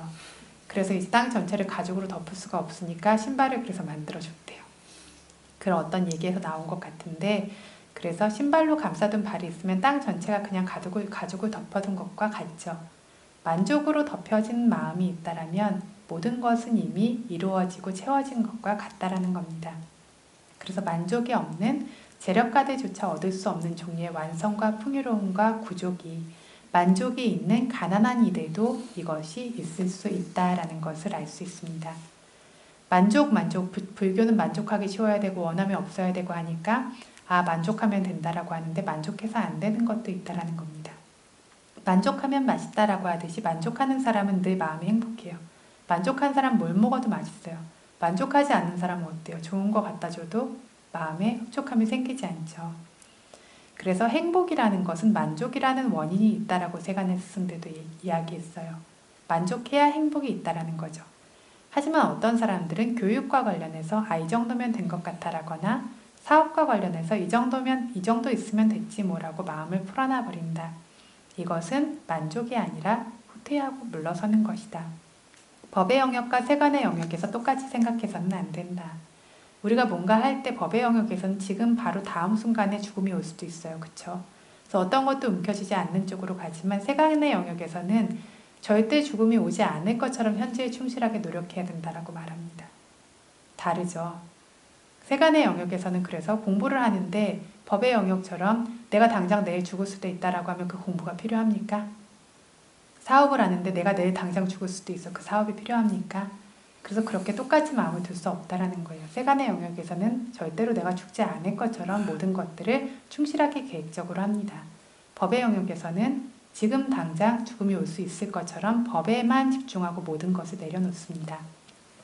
법만 수행하는 비구들의 경우에는 물건과 관련하면 바람이 적을수록 좋은 것이다. 세간 사람의 경우에는 그렇지가 않다. 법의 영역에서조차 경전에 습득한 정도로 만족하고 있다면 이것은 느슨하고 해이한 것 물러서는 것일 뿐이다. 도화과를 얻을 때까지 어떻게든 필사적으로 노력해야 할 것이다. 그처럼 세간 사람들에게는 의무라는 것들이 있다. 가족의 의무, 민족의 의무, 국가의 의무라는 것이 있어서 그 의무들을 위해서 반드시 경제활동을 하지 않으면 안 된다라는 겁니다. 어쩔 수 없어서 내가 경제활동을 하고 노력하지만 그게 이루어지지 않을 때도 있죠. 어쩔 수 없어서 되는 대로 만족해야 하는 경우도 있지만 할 수 있으면서 발전이 멈추도록 만족해버리는 것은 진짜 만족이 아니라 느슨하고 해이하고 물러서는 것이 될 뿐이다. 그래서 이 경계를 잡는 것들이 쉽지 않아요. 부당하면 무너진다. 또 그런데 그 경제활동을 할 때 만족함이 없으면 또 무너지는 겁니다. 정당하게 경제활동을 하는 사람에게는 만족이라는 미덕이 무너지지 않아요. 노력한 만큼의 것들이 생겨납니다. 그것을 사용할 때에도 욕망으로 쓰지 않습니다. 그런데 탐욕이 너무 커져서 부당하게 경제활동을 하는 사람은 만족이라는 미덕이 무너집니다. 그쵸? 만족이 없이 그래서 어떤 부당하게 어떤 것들을 하게 되는 허물이 생겨요. 재산이 풍족해졌을 때에도 만족이 무너진 사람은 되는 대로 흥청망청 그것을 낭비하는 방식으로 사용합니다. 하지만 만족이 있는 사람은 자기 자신을 위해서 정말 최소한의 것들을 사용하고 선업이 되는 것들, 민족과 국가를 위해서 이로움이 있는 곳들, 좋은 일들에만 무게를 두어서 중요시하면서 사용합니다. 욕망이 커서 만족이 무너지게 되면 그렇지 않아요. 그쵸? 자기 자신을 위해서 쓰기에도 바쁘고 이것들이 그래서 반드시 쇠퇴와 파국을 만나게 됩니다. 옛날에 한 바라문과 아내와 딸 이렇게 세 식구가 살고 있었어요. 바라문이 죽어서 황금 원앙이 되었는데 전생을 기억하는 지혜가 있었어요. 보니까 자기 자식하고 부인이 자식 세 식구가 아니고 자식들이 셋이었던 걸로 알고 있는데 그런데 부인하고 자식이 남이 시키는 일을 하면서 너무나 가난하고 힘들고 살고 있었어요. 그래서 자주 찾아와서 금으로 된 깃털을 하나씩을 주어서 이 아내와 딸이 가난에서 벗어나서 상당히 부유하게 잘 먹고 살게 됩니다. 그런데 이 정도로 만족하지 않고는 엄마가 딸들에게 원래 축생이라고 하는 짐승이라고 하는 것들은 마음이 고르지 않다. 이렇게 오다가 어느 순간 안 오게 되면 우리는 어떻게 먹고 사냐. 지금도 부유해졌대요. 그러니까 그런데도 만족하지 않고 날개를 다 뽑아버리자라고 이렇게 이야기를 합니다. 딸들이 그래도 전생에 자기 아버지였는데 힘들까봐 안 된다라고 해도 어머니가 이렇게 우겨서 그거를 잡고 날개를 모조리 뽑아버립니다. 그런데 그 욕망 때문에 그리고 원앙이 원해서 준 것이 아니기 때문에 뽑는 것마다 모두 다 해오라기 날개처럼 하얀 날개가 됩니다. 이 원앙이 날지도 못하게 되니까 항아리에 넣어서 키워두었는데 다시 난 깃털들도 모두 흰털입니다. 날개가 난 뒤에 원앙은 자기가 살던 곳으로 돌아가서 다시 돌아오지 않았어요. 이것에서 이 원앙이 부처님의 전생이에요. 그리고 어떤 이 아내가 툴라난다라고 하는 비구니입니다. 이 툴라난다라고 하는 비구니 때문에 마늘을 먹으면 안 된다라는 계율이 생겼거든요. 마늘을 어떤 보시자가 보시를 했는데 그 마늘밭에 가서 그 마늘밭에 있는 걸 다 뽑아서 가져가 버린 거예요. 그래서 이제 그 보시자도 비난하고 그걸 본 사람들도 비난하고 그래서 부처님께서 마늘을 이제 먹으면 안 된다라고 계율을 지정하시면서 전생에도 그렇게 어떤 원앙의 털을 다 뽑아버리는 바람에 황금 어떤 날개를 다시 받을 수 없게 되었죠. 이 생에서도 그렇게 마늘밭에 마늘을 다 뽑아버리는 바람에 마늘을 다시 먹을 수 없게 되었다라고 부처님께서 이렇게 이야기를 하십니다. 그런데 이제 그 마늘이 나중에 다시 계율을 이렇게 지정하시면서 그 어떤 마늘밭의 것이 아니고 이러이러한 마늘이 아닌 것들은 다 허용이 됩니다. 그 마늘이 지금은 사용할 수 있는 것인데 마늘을 먹을 수 없는 계율이라고 하는 것들 저희 지금은 그런 식으로 많이 이해하고 있죠. 테라와다에서는 그렇게는 아닙니다. 이렇게 먹을 수 없는 마늘은 아주 한정되어져 있어요. 그런데 그것이 처음 생긴 것이 이 비구니 때문입니다. 그래서 얻는 것만으로 만족하고 자족해야 한다. 지나치게 탐욕적인 사람은 저열한 사람이다. 얻는 것 이상의 것을 바라는 사람은 어떤 사람이요? 저열한 사람이다 라고 하셨습니다. 다음 축복은 까딴유따입니다. 까따는 행한 거예요. 행해진 것. 뉴는 아는 거예요. 행해진 것들, 행해준 것들을 뉴 아는 사람. 따 행하해 준 것을 아는 사람이라고 알 수 있는 조건.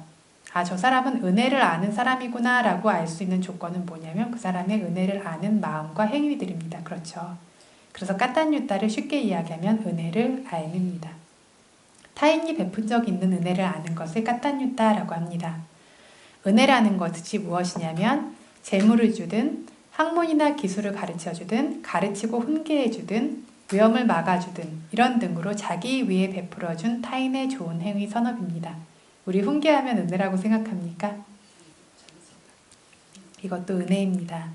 이 은혜를 많든 적든 기억함으로써 아는 것을 은혜를 알미라고 합니다. 안다고 하니까 단지 알기만 한다라고 은혜를 아는 사람이라고 하면 안 되고 알고 은혜를 갚는 사람만 은혜를 아는 사람이라고 합니다. 어떤 사람들은 자기에게 은혜를 베푼 적이 있는 사람이 도움이 필요하면 도울 능력이 있지만 입으로만 좋게 말하고 몸은 따라가지 않는 경우가 많아요. 어떤 사람이 아니라 사실은 대부분의 사람입니다. 이 사람들은 은혜를 모르는 사람들입니다. 어떤 사람들은 이렇게 모르는 정도가 아니라 은인에게조차 불이익을 행하고 상황이 좋지 않아지면 함부로 행동하고 이런 경우가 있어요. 이건 은인에게 배은망덕한 어리석은이다. 이런 종류의 어리석은 일을 30개 송의 품 큰 원숭이 본생담에서 볼 수 있다. 대화다따의 전생이었어요. 그런데 어떤 자기가 밭에서 이렇게 삽질 같은 거, 괭이질 같은 거 이런 거를 하다가 소를 풀어놓았는데 소들이 다 도망쳐서 소들이 풀을 뜯어먹다가 히말라야 산으로 들어갑니다. 그래서 소를 찾으러 히말라야 산에 들어갔다가 길을 잃어요. 길을 잃고 일주일 동안 이렇게 음식도 못 먹고 돌아다니다가 감나무를 봅니다. 감나무 하나가 있는데 그 밑에 아주 깊은 구덩이, 한 15m 되는 구덩이가 있었어요. 너무 배가 고프고 이러니까 처음엔 바닥에 떨어진 거 주워 먹다가 나중에 나무 위에 기어 올라가서 그걸 먹으려고 하다가 그 구덩이로 떨어진 거죠. 구덩이 속에서도 아무것도 못 먹고 이런 채로 열흘 동안 있어요. 굉장히 힘도 없고 이제 절망적인 상황이었는데 그때 부처님의 전생이었던 원숭이 왕이 크기가 굉장히 컸대요. 막 갓 태어난 망아지나 송아지처럼 그 정도로 크기가 컸대요. 이 원숭이 왕이 돌아다니다가 그렇게 보고 왜 거기 있느냐, 왜 그런 모습으로 있느냐 이렇게 막 물어보니까 저 좀 살려달라고 하니까 굉장히 깊죠. 굉장히 깊은데 이 사람을 어떻게 구해야 되지라고 해서 밑에 먼저 들어가서 그 사람을 들어보고 다시 기어 올라와서 그 사람의 무게 같은 돌덩이 같은 것들을 이렇게 진 채로 밑에 들어와서 돌덩이를 진 채로 한번 뛰어 올라가 봐요. 그러니까 이 사람을 짊어진 채로 내가 구덩이를 뛰어 올라갈 수 있을 것인가 없을 것인가를 먼저 하는데 그 돌덩이를 찾아서 들고 뛰어 오르고 하는 과정에서 이미 너무 지친 거죠. 이 사람을 성공적으로 꺼내긴 하는데 너무 지쳐서 더 이상 갈 수가 없어요. 그래서 원숭이 왕이 내가 지금 너무 지쳤으니까 잠깐만 쉴 테니까 나를 조금 지켜봐 줘라. 누가 사자든 호랑이든 뭐가 오면 나를 좀 깨워줘라 라고 하고 그 사람 다리 위에 머리를 올리고 잠이 듭니다. 근데 이 사람이 무슨 생각을 하냐면 지금도 자기가 배고프죠. 그래서 지금 이 원숭이를 죽여가지고 먹고 그 살을 가지고 가는 동안에도 내가 그 어떤 생계를, 어떤 먹을 것이 식량으로 쓸 수 있을 것이다 라고 해서 돌멩이를 가지고 이제 머리를 찧어요.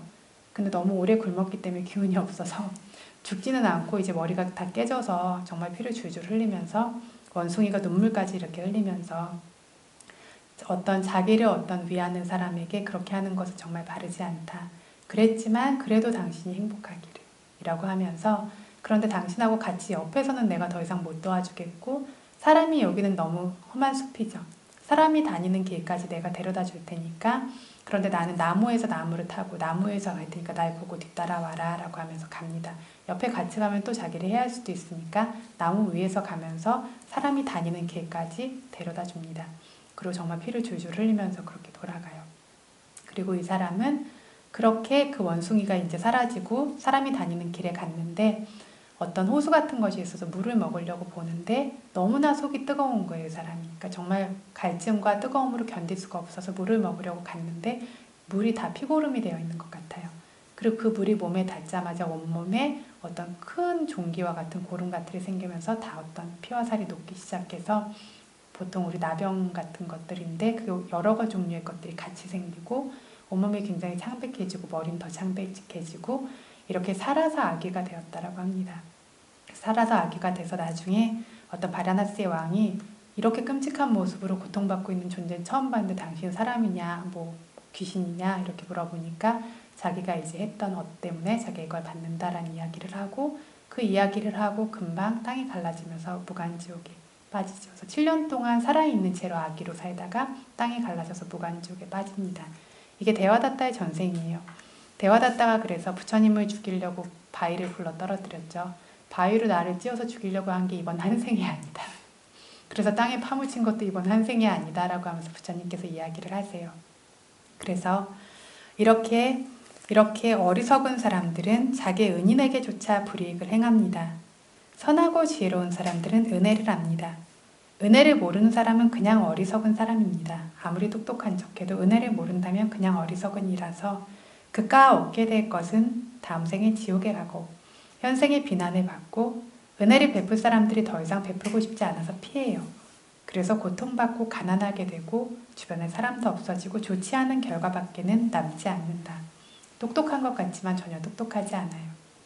그런데 이것이 은혜를 아는 사람이 말은 쉽지만 우리가 그렇게 은혜를 아냐면 잘 몰라요. 세상 사람들은 더 아죠. 그래서 부처님께서 얻기 어려운 사람 둘을 말씀하실 때 먼저 은혜를 베풀 수 있는 사람과 그 은혜를 알고 표현할 줄 아는 사람, 갚을 줄 아는 사람이 두 가지라고 했습니다. 먼저 은혜를 베푸는 사람도 세상에 귀해요. 나한테 뭐가 떨어지지 않는데 먼저 어떤 사람에게 은혜를 베푸는 사람이 없다라는 거죠.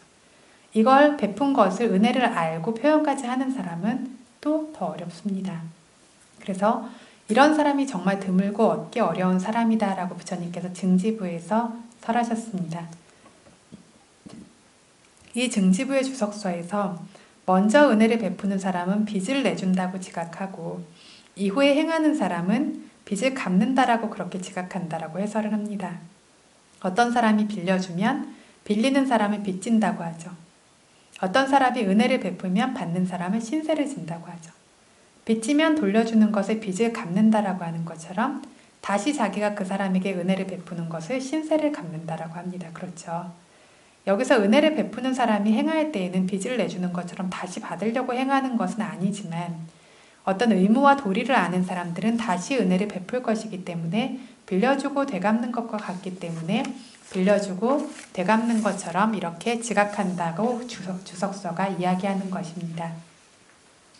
선한 이들은 은혜를 볼 줄 알고 저열한 이들은 은혜를 볼 줄 모르는 것은 선한 이들은 법을 보지만 저열한 이들은 법을 보지 못하고 그래서 법이 아닌 것들만이 마음에 들어있기 때문입니다. 마음의 선업의 법들, 사띠와 같은 것들이 있다라면 이렇게 은혜를 보는 법들도 생겨요. 수행하고 나면 옛날에 은혜 줬던 것들 생각나고요. 내가 잘못했던 어떤 부끄러웠던 일들도 많이 생겨납니다. 마음에 제대로 된 정신이 법이 들어오기 때문입니다. 그렇지 않다라면 내가 어떻게 얼마나 허물이 있고 잘못 살고 있는지 대부분은 모르고 삽니다. 그래서 이 은혜는 선한 이만 알 수 있습니다. 라다라는 바라문이 있었는데 너무나 가난했어요. 어떻게 먹고 사냐면 제타와나 정사에 의지해서 스님들이 먹고 남은 음식들을 먹고 그런 것들 스님들이 일을 도와드리면서 거기서 먹고 남은 음식들을 의지해서 살아갑니다. 그런데 정말 스님들을 잘 돌봐드리고 하는 어떤 것들은 있어서 스님들과 잘 지내고 있었지만 이분이 정말 원하는 걸 출가하는 거였어요. 하지만 이분을 아무도 출가시켜주고 싶지 않았어요. 그러니까 이분이 점점 말라가고 점점 초췌해지고 부처님께서 아시고는 이 바라문의 은혜를 누가 기억하는가 라고 하니까 사리부타 존자께서 제가 기억합니다 라고 이야기를 합니다. 어떤 은혜인가 라고 하니까 라자가시에 제가 탁발하러 갔을 때 밥 한 숟갈을 보시한 적이 있습니다. 그래서 제가 책임지고 출가시키겠습니다 라고 합니다. 부처님께서 훌륭하다 훌륭하다 사리부타야. 선한 이들은 다른 이의 은혜를 알 수 있고 표현하고 드러내 보일 줄 안다 라고 칭찬하셨습니다. 그래서 이 라다라고 하는 사람을 출가를 시키는데 나이가 들고 굉장히 가난하고 했던 바라문이지만 어떤 사리부타께서 가르치시는 것들을 너무나 완전하게 모든 것들을 따르려고 하는 정말 존중심이 있는 분이었습니다. 그래서 머지않아서 아라한이 되세요. 그리고 법문을 이해하고 하는 것에서 어떤 그 지혜에서 최고의 칭호를 받으세요.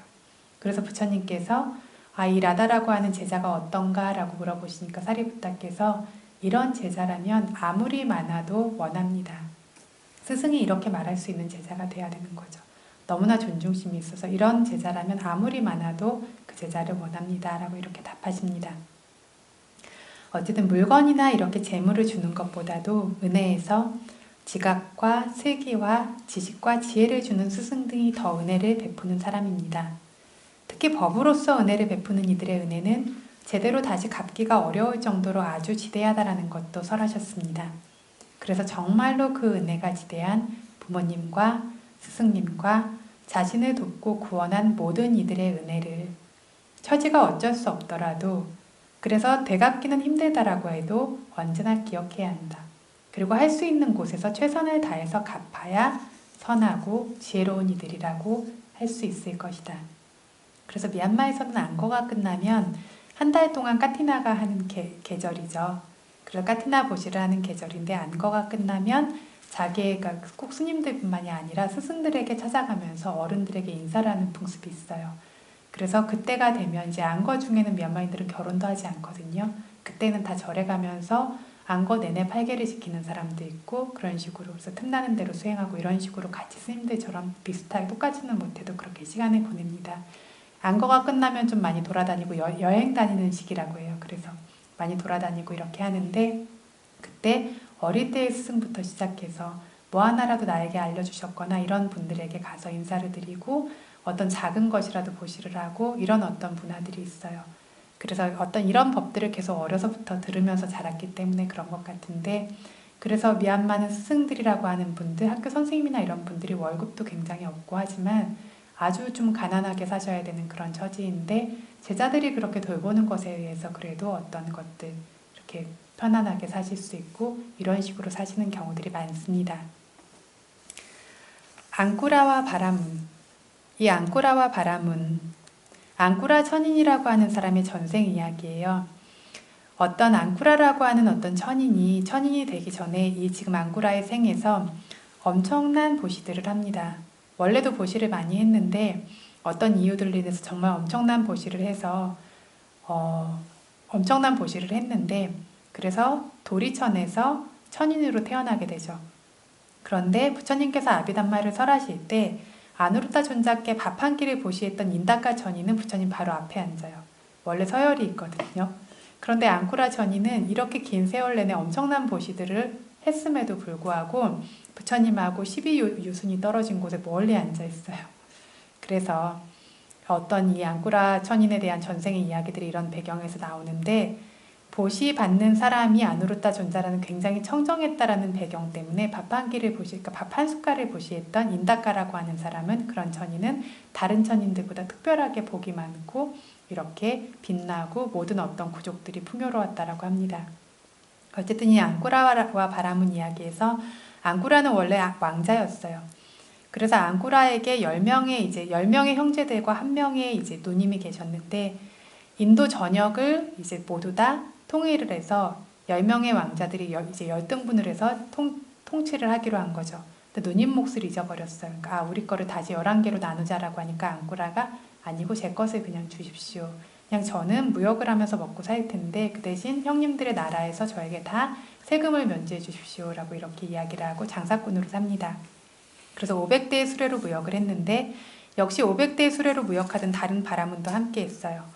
이 두 사람들이 길을 잘못 들어서 사막에서 식량과 물이 다 떨어진 상태에서 헤매고 다니고 있다가 큰 보리수나무 한 그루를 보고는 그 그늘에서 쉽니다.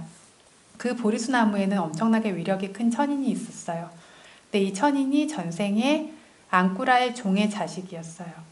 그래서 앙꾸라의 종의 자식인데 앙꾸라가 그 종을 굉장히 좋은 가문의 여자와 결혼시키고 자기의 어떤 재산을 관리하는 사람으로 두고 그 종이 금방 아이가 이제 뱃속에 있을 때 금방 죽으니까 아버지에게 주던 어떤 월급이나 이런 것들을 아들에게도 똑같이 주고 이렇게 했던 은혜가 있기 때문에 이 천인이 죽어서 여기서 천인이 되었을 때 앙꾸라를 불쌍히 여기기도 하고 은혜를 갚겠다라고 오른팔을 펼치면 이 천인은 모든 게 나온대요. 처음에는 물을, 나중에는 필요한 모든 것들을 주어서 그 사람들을 행복하고 편안하게 해줍니다. 그걸 보고 바라문이 우리가 무역을 하는 것 자체가 물건이 필요해서 하는 것인데 원하는 걸 모두 줄 수 있는 이 천인을 설득해서든 강제로든 데려가면 우리가 무역을 할 필요가 없다라고 하면서 앙꾸라에게 이야기를 합니다. 그때 앙꾸라 왕자가 나무 한 그루 아래서 우리가 자고 앉고 쉬고 있다면 그 나무에 가지조차 꺾지 말아야 합니다. 벗에게 죄를 짓는 사람은 저열한 사람입니다. 라고 합니다. 이것이 선한 이들의 법이죠. 법의 영역이에요. 그러니까 바라문이 세간의 방식을 말합니다. 나무 그늘에 앉고 잤어도 이익이 있다면 나무 기둥도 자를 수 있습니다. 라고 합니다. 그러니까 앙쿠라가 자기가 그늘을 의지하면서 쉬는 나무에 잎사귀조차 떨어뜨리지 말아야 합니다. 벗을 해야 하는 사람은 악한 사람입니다. 라고 다시 선한 이들의 법을 말합니다.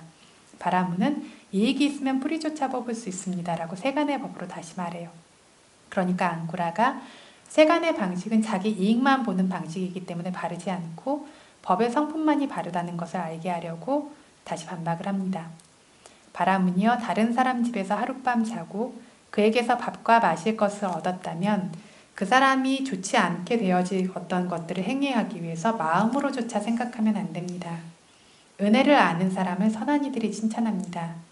자기에게 잠자리를 주고 음식을 주고 괴롭히지 않고 보호하는 손이 있는 친구는 친구에게 죄 짓는 사람을 불태웁니다. 이 사람이 직접 불태우는 건 아니죠. 그런데 괴롭히지 않고 보호하는 손이 있는 사람을 어떤 다른 사람이 죄를 짓는다라면 그 사람이 가진 공덕 때문에 죄 짓는 사람이 불탄다라는 거죠.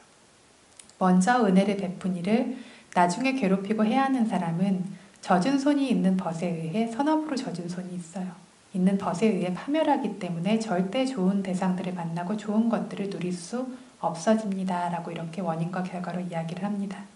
이제서야 바라문이 입을 다뭅니다. 여기에서 배은망덕한 사람이 받는 벌은 은혜를 베푼 사람이 주는 것은 아니지만 은혜를 베푼 사람에게 배은망덕하기 때문에 받는 것이기 때문에 바로 은혜를 베푼 사람이 태우는 것처럼 파멸시키는 것처럼 비유해서 말하는 겁니다. 은혜를 베푼 이를 알라반이라고 젖은 손이 있는 사람이라고 이야기해요. 그래서 젖은 손이 마르지 않도록 해라 라는 말도 이 말에서 나옵니다. 아귀 이야기 주석서에 나오는 이야기인데 앙꾸라 아귀 이야기라는 것에서 나옵니다. 앙꾸라가 아귀가 된 게 아니라 앙꾸라가 이 천인이 왜 이렇게 결과를 얻었는지를 물어봐요. 이 종의 아들이 나중에 이제 사람들이 이 아이가 자식처럼 잘 자랐지만 그래도 종의 아들이니까 종인가 아닌가 이렇게 하니까 종이 아니다라고 결론이 났지만 너무 부끄러워서 거기 살고 싶지 않았어요. 그래서 멀리 도망가서 다른 지역에서 바느질하는 일, 그런 일을 하면서 삽니다. 그렇게 사는데 자기는 이제 돈이 없지만 옆집에 엄청나게 보시를 많이 하던 분이 계셨어요. 찾아오는 모든 사람에게 원하는 모든 것을 주는 분이 계셨는데 그걸 너무 기뻐하면서 여기 어디에서 음식물을 얻을 수 있습니까? 어떤 출가자나 아니면 거지나 이런 사람들이 오면 너무 기뻐하면서 자기 오른손을 뻗어서 저 집으로 가면 됩니다 라고 했던 것 때문에 오른손을 펼치면 모든 원하는 것이 나오는 그런 천인으로 태어나게 된 거죠. 그래서 정말 원하는 모든 것이 나와요. 그걸 보고 앙꾸라가 저 결과를 보고 선업을 행하지 않는다라면 도대체 그게 얼마나 원래도 보시를 많이 했어요. 근데 정말 더 보시를 많이 하겠다고 하죠. 거기서 멀리 떨어지지 않은 곳에서 굉장히 불쌍하고 추해 보이는 아귀 하나를 만나요. 막 눈에서도 고름 같은 게 줄줄 나오고 손도 다 이렇게 구부러져서 뒤틀려 있고 발가락 이런 것도 다 뒤틀려 있고 눈도 삐뚤어지고 입도 삐뚤어지고 당신은 왜 이런 아기가 되어 있습니까? 라고 물어보니까 방금 전 그 부자의 어떤 보시하던 곳에서 책임자였어요. 내 것도 아닌데 이 사람은 아까운 거예요. 그래서 누가 와서 달라고 하면 딴 데 가서 숨어가지고 눈을 흘기면서 입을 삐죽거리면서 이렇게 막 못마땅한 거죠. 그렇게 청하는 것들이. 그렇게 했던 것들 때문에 그 보시를 함께 도와주는 사람이었음에도 불구하고 눈을 흘긴 것 때문에 눈이 뒤틀리고 어떤 쉽게 주려고 하지 않고 막 이렇게 안 주고 싶었던 그런 손으로도 이렇게 줄 때도 공손하게 하지 않고 했던 것 때문에 손가락도 뒤틀리고 다리도 그렇게 뒤틀리고 눈에선 고름이 나오고 입을 삐죽거렸던 것 때문에 입도 뒤틀리고 이런 식으로 아귀가 되어서 그 과보를 받는 거죠. 그래서 앙꾸라가 선업을 그 부자가 지었지만 행해주던 사람이 잘못 행해서 이런 식으로 되기도 해서 그래서 모든 선업이라고 하는 건 내 손으로 공순히 내가 해야 되는 거구나 라는 거를 알고 자기 손으로 엄청나게 많은 보시를 합니다. 매일매일 요리 장만 3,000명이었대요. 마늘 같은 것들을 찌워주고 이렇게 하던 사람만 16,000명이었대요. 그래서 그 외에 정말 많은 사람들이 해서 나중에는 나라의 왕이 불평을 해요. 사람들이 아무도 일을 안 하는 거예요. 이 사람이 왜 이렇게 돈이 많냐면 또 아까 말한 나무의 어떤 천인이 당신이 그렇게 보시 선업을 쌓겠다면 나도 거기에 협조해서 나도 선업을 쌓고 싶다. 원하는 모든 걸 내가 다 채우겠다. 당신은 보시만 해라 라고 이렇게 합니다. 그러니까 물건이 마르지 않겠죠. 그래서 보시를 하는데 너무 보시를 많이 하니까 보시 받을 일이 있는 사람들이 점점 없어지죠. 앙코라가 남들은 내가 보시도 많이 하고 행복하게 지내겠다고 생각하겠지만 이제 보시러 받으러 오는 사람도 많지 않고 훌륭한 보시자도 많지 않아서 보시자가 없어도 너무 괴롭게 잠들어야 하는 날들도 많다라고 이렇게 하고, 나에게 한 가지 이제 사카천왕이 상을 내려준다라면 나에게 정말 보시물도 좋은 것들이 있고 정말 귀한 미덕이 있는 보시 받는 사람도 있고 나에게 보시하는 그 마음들도 청정하게 깨끗하게 생겨나게, 그러니까 정말 보시밖에 생각을 안 해요. 그렇게 하는데 나중에 나라 사람들이 아무도 일을 안 하는 거예요. 그러니까 왕에게 세금을 안 내겠죠. 그냥 앙코라에게 가서 얻어먹으면 되니까 세금을 안 내서 왕의 국간이 텅텅 비게 되니까 왕이 좀 어떻게 좀 해봐라 라고 해서 지역을 옮겨서 또 다른 곳에 가서 그렇게 보시를 합니다. 그렇게 죽을 때까지 보시를 했는데 아누르타 존자께 한 숟갈 밥을 보시한 사람보다 빛이 없어요. 따르는 사람도 없어요. 그러면서 저는 그 긴 세월을 그런 엄청난 보시를 했는데도 원하는 모든 것들을 그렇게 줬는데도 어떤 좋은 밭에다 뿌리지 못한 씨가 잘 자라지도 못하고 그리고 그 씨 뿌린 사람을 흡족하게 만들지 못하죠. 좋은 땅에 뿌려진 씨는 잘 자라고 씨 뿌린 사람도 흡족해요. 나에게 그만큼의 흡족함도 생기지 않고 정말 귀한 보시자가 생기지 않았기 때문에 그만큼의 흡족함도 없고 그만큼의 결과도 없습니다라고 하는 거에서 이 이야기가 나옵니다. 그래서 이제 어쨌든 여기서 말하고자 하는 것들은 그 얘기는 아니었고 앙코라가 이제 했던 얘기들, 절대로 어떤 은혜 있는 사람에게 그것을 나뭇가지조차 꺾으면 안 된다라고 하는 것이 선한 이들이 해야 되는 법이라는 겁니다. 다음으로 깔레나 담마 싸와나, 깔레나 적절한 때 때때로 담마 법을 싸와나 듣는 것이 다음 축복입니다. 마음이 산란할 때, 감각적 쾌락과 관련된 생각 등의 어떤 불선한 생각의 지배를 받고 있는 때, 이런 때들이 법을 듣기에 적절한 때다라고 주석서는 말합니다. 이럴 때 법문을 들으면 마음이 확 잡혀요. 그렇죠? 그래서 마음을 다시 좋은 쪽으로 끌어갈 수 있어요. 그래서 이게 적절한 때라고 주석서는 말하는데 그 외에 어떤 일부 스승들은 5일에 한 번 법문 듣는 것이 적절한 때 법문을 듣는 것이다 라고 말하기도 합니다. 이것은 왜 그러냐면 아누르타 존자께서 같이 있던 끼밀라 존자, 바구 존자와 세 분이 함께 숲에서 수행하셨죠. 세 분이 함께 수행하시고 굉장히 조화롭게 지내지만 세 분이 같이 만날 일은 별로 없었어요. 그래서 먼저 오신 분이 어떤 공양 다음 분들이 하실 수 있는 준비를 다 해놓고 자기 이제 하실 일을 공양하시는 걸 끝내고 가면 다음에 오신 분이 남은 일을 처리하고 마지막 분이 뒷정리를 깨끗하게 하고 각자 수행을 해야 되니까 자주 서로가 마주치지는 않는 거예요. 그런데 5일에 한 번씩 밤새 법의 말들을 말하면서 모이셨어요. 이걸 근거로 해서 주석서에서 5일에 한 번 법을 이야기하는 것이 좋다라고 말을 한 겁니다. 그런데 세요소 증지부에서 환자의 경에서 부처님께서 한 달에 8번 법을 설할 것을 허락하신다라는 이야기가 나오거든요. 그래서 법을 자주 들어야만 깨달음을 얻는 사람도 있고 그렇지 않은 사람도 있어요. 한번 그냥 간략하게 설해도 깨달음을 얻는 사람도 있지만 이 모두가 법을 많이 듣는 것이 좋죠. 그래서 부처님께서 한 달에 8번 법을 설할 것을 허락하셨다. 그 이외에도 더 설할 수도 있다라고 하셨어요. 근데 이 8번은 그렇게 상현 쪽에 5일, 8일, 14일, 15일 그리고 하현 쪽에 그러니까 보름 이후에 5일, 8일, 14일, 15일 금음 이후에 5일, 8일, 14일, 15일 이 날들이다라는 겁니다.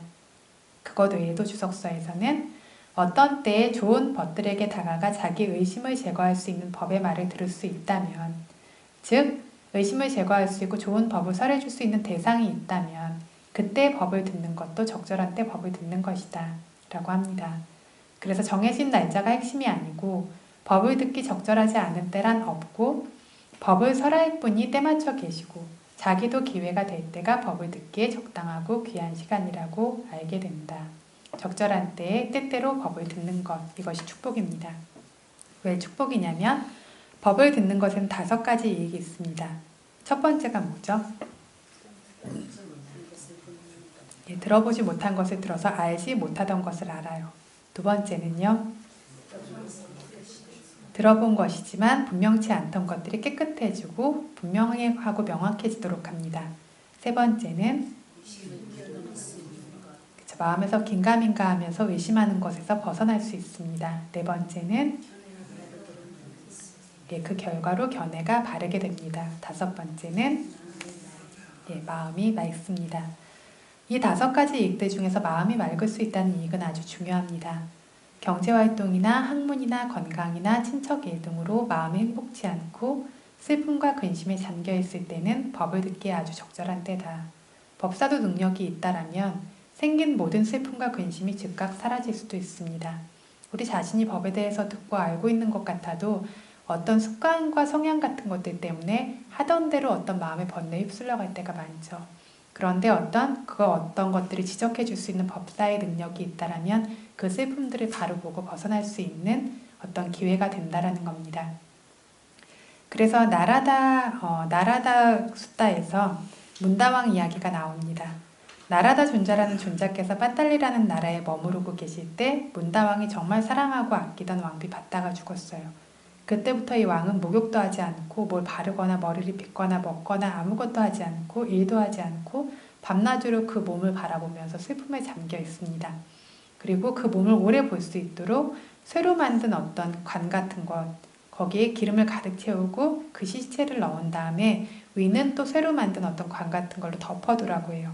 그래서 오래 볼 수 있도록 하라라고 왕의 재물을 관리하는 삐아까에게 명령을 하고 그대로 해주었어요. 그렇게 해준 다음에는 왕에게 슬픔이 사라지도록 나라다 존자를 칭견하면 좋을 것 같다라고 조언을 하고 왕도 이제 동의해서 나라다 존자를 찾아갑니다. 나라다 존자께서 법문을 하시는데 왕이여 세상에는 출가자든 바라문이든 천인이든 마라든 범천이든 범천까지든 그 누구도 얻을 수 없는 5종류가 있습니다. 첫 번째, 늙는 성품이 있는 것을 늙지 말라고 하는 것은 누구도 얻을 수 없습니다. 두 번째, 아픈 성품이 있는 것을 아프지 말라고 하는 것도 누구도 얻을 수 없어요. 우리는 늙고 아픈 성품 다 가지고 있죠. 죽는 성품이 있는 것을 죽지 말라고 하는 것도 아무도 얻을 수 없어요. 다하는 것, 그러니까 다하고 없어지는 거죠. 다하는 성품이 있는 것을 다하지 말라고 어느 누구도 할 수 없고 파괴될 수 있는 성품이 있는 것을 파괴되지 말라고 하는 것을 누구도 얻을 수 없습니다. 5가지입니다. 맞죠? 늙고 병들고 죽고 다하고 파괴되는 것. 그리고는 범부와 성인들이 이런 종류의 5가지 성품들을 마주하게 될 때 차이가 나는 모습을 계속 설하셨습니다. 이걸 요약해서 말하자면 범부는 자기와 관련된 어떤 것이 나든 내가 사랑하는 어떤 것이든 아니면 내가 좋아하는 내 물품까지 늙거나 아프거나 죽거나 다하거나 파괴됨과 마주하게 되면 이 늙음 등은 나 혼자만 겪는 것이 아니라 모두가 겪어야 하는 것이고 내가 걱정하고 근심하고 울고 탄식하고 있으면 음식도 못 먹고 일도 못하고 모습도 아름다움도 망가지고 이러면 나의 적들이 기뻐하고 만족할 것이고 벗들은 슬퍼하고 마음이 좋지 않을 것이다 라고 생각할 줄 모릅니다. 이게 범부예요. 이렇게 생각할 줄 모르기 때문에 슬플 일이 있으면 그냥 슬프고 근심하고 울고 해야 될 일을 하지 않고 자기 자신을 해치죠. 범부는 그래서 이런 식으로 자기 자신조차 해치고 자기 자신조차 고통스럽게 만듭니다 라고 합니다. 이렇게 통곡함으로써 독을 발라둔 슬픔의 가시에 자기 자신이 찔리게 둔다라고 합니다. 성인 제자는 생각할 줄 알기 때문에 이렇게 하는 것들이 어느 누구에게도 이익이 없고 나의 적들만 기뻐하고 벗들이 슬퍼할 일이고 어떤 아무런 이익이 생기지 않는 것이다 라고 생각할 줄 알기 때문에 울지 않고 뜨겁게 근심하지 않아요. 그래서 슬픔의 가시를 뽑을 수 있다. 슬픔의 가시에 찔려서 범부는 뜨겁게 근심해야 한다. 슬픔의 가시가 없기에 성인 제자는 서늘하고 평화롭다. 라고 하면서 이익을 얻을 수 있는 일에 노력해야 한다라고 하세요. 그쵸? 이익 없는 일이라면 이익이 없는 줄 안다라면 그냥 인내하고 수용해야 한다라는 겁니다. 그쵸? 우리가 늙지 않도록 해서 늙지 않는 이익이 생긴다면 노력해야죠. 죽지 않도록 해서 죽지 않는다는 이익이 생긴다면 노력해야죠. 근데 이게 됩니까? 늙지 않을 수 있나요? 병들고 죽고 파괴되는 것이 파괴되지 않을 수 없기 때문에 이게 이로움이 없는 것인 줄 알면 그냥 그것을 수용하는 겁니다. 그래서 이 법을 듣고 왕이 이건 무슨 법입니까? 여쭈니까 슬픔의 가시를 뽑는 법이다 라고 말씀하시니까 참으로 슬픔의 가시를 뽑는 법입니다. 존자님. 이 법을 듣고 저의 슬픔의 가시를 뽑을 수 있었습니다. 라고 말씀드린 다음에 삐아까에게 바다의 시체를 화장하게 나는 오늘부터 목욕도 하고 향유도 바르고 수라상도 받고 일을 할 것이네 라고 했다라고 합니다. 여기까지입니다. 그래서 다음 개송은 다음 주에 연결해서 이야기하도록 하겠습니다. 많은 이야기들이 나오지만 중요하지 않은 것이 없어요. 그리고 저희들이 수행한다라고 하지만 수행하면 어떤 모든 번뇌들이 청정해지고 마음이 가장 깨끗해지는, 가장 깨끗한 바람이 생기는 길이긴 하지만 어떤 때에는 어떤 곳에 습관적으로 들러붙어 있는 자기의 마음들을 잘 못 보기도 합니다. 그래서 수행하는 것을 통해서 어떤 나의 마음을 볼 수 있지만 어떤 이런 바른 가르침들을 받아서 행동하는 것을 통해서도 수행에서 도움이 됩니다. 이 두 가지 모두는 바른 법이 바탕이 되지 않고는 있을 수 없어요. 그래서 예를 들면 내가 어떤 분들에게 예를 표해야 되는 것, 우리 어느 누구도 아마 처음에 스님들 뵀을 때 예를 표하는 게 쉽지 않았을 겁니다. 왜냐하면 해본 적 없고 익숙하지 않기 때문에. 그래서 내 안에 존중과 낮춤이라고 하는 미덕이 없다라는 것을 알게 되죠. 그것이 쉽지 않기 때문에. 그래서 여기에 나오는 모든 것들이 그렇습니다. 이것들을 행하려고 노력할 때 쉽지 않은 것을 알게 될 때 나의 마음이 어딘가에 붙들려 있고 걸려있는 것들을 볼 수 있게 되어져요. 그래서 그냥 듣고 잊어버리지 마시고, 그래서 아까 배짜는 여자아이처럼 이 배운 것들을 우리가 기억할 수 있고 사용할 수 있다면 지금 이 생에서도, 지금 바로 이 순간에서도 그 어떤 미덕들이 일단 저희 마음에서 고귀하게 생겨나고 이것이 고귀한 사람이 고귀한 생이 되도록 하고 세세생생이 고귀해질 수 있도록 해서 열반을 이끌고 간다라는 겁니다. 예, 여기까지 하겠습니다. 회양하겠습니다. 이당 높은양 아사와카야와항 오뚜 이당 높은양 니빠나사 빠짜유 오뚜 이망 높은야 바강 사빠사따낭 바지마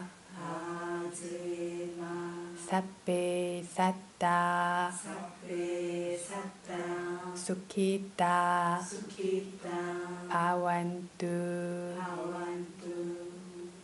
사두 사두 사두. 부처님께서 말씀하시는 경을 숫다라고 합니다. 숫다라고 하는 것은 어떤 줄 같은 거예요. 그러니까 방침이라는 것도 되고 기준이라는 뜻도 되죠. 부처님께서 말씀하신 이 모든 가르침이 저희 삶의 방침이자 기준이라는 겁니다. 이런 바른 방침과 기준 안에 삶으로써 우리 모두가 안전할 수 있기를 바랍니다.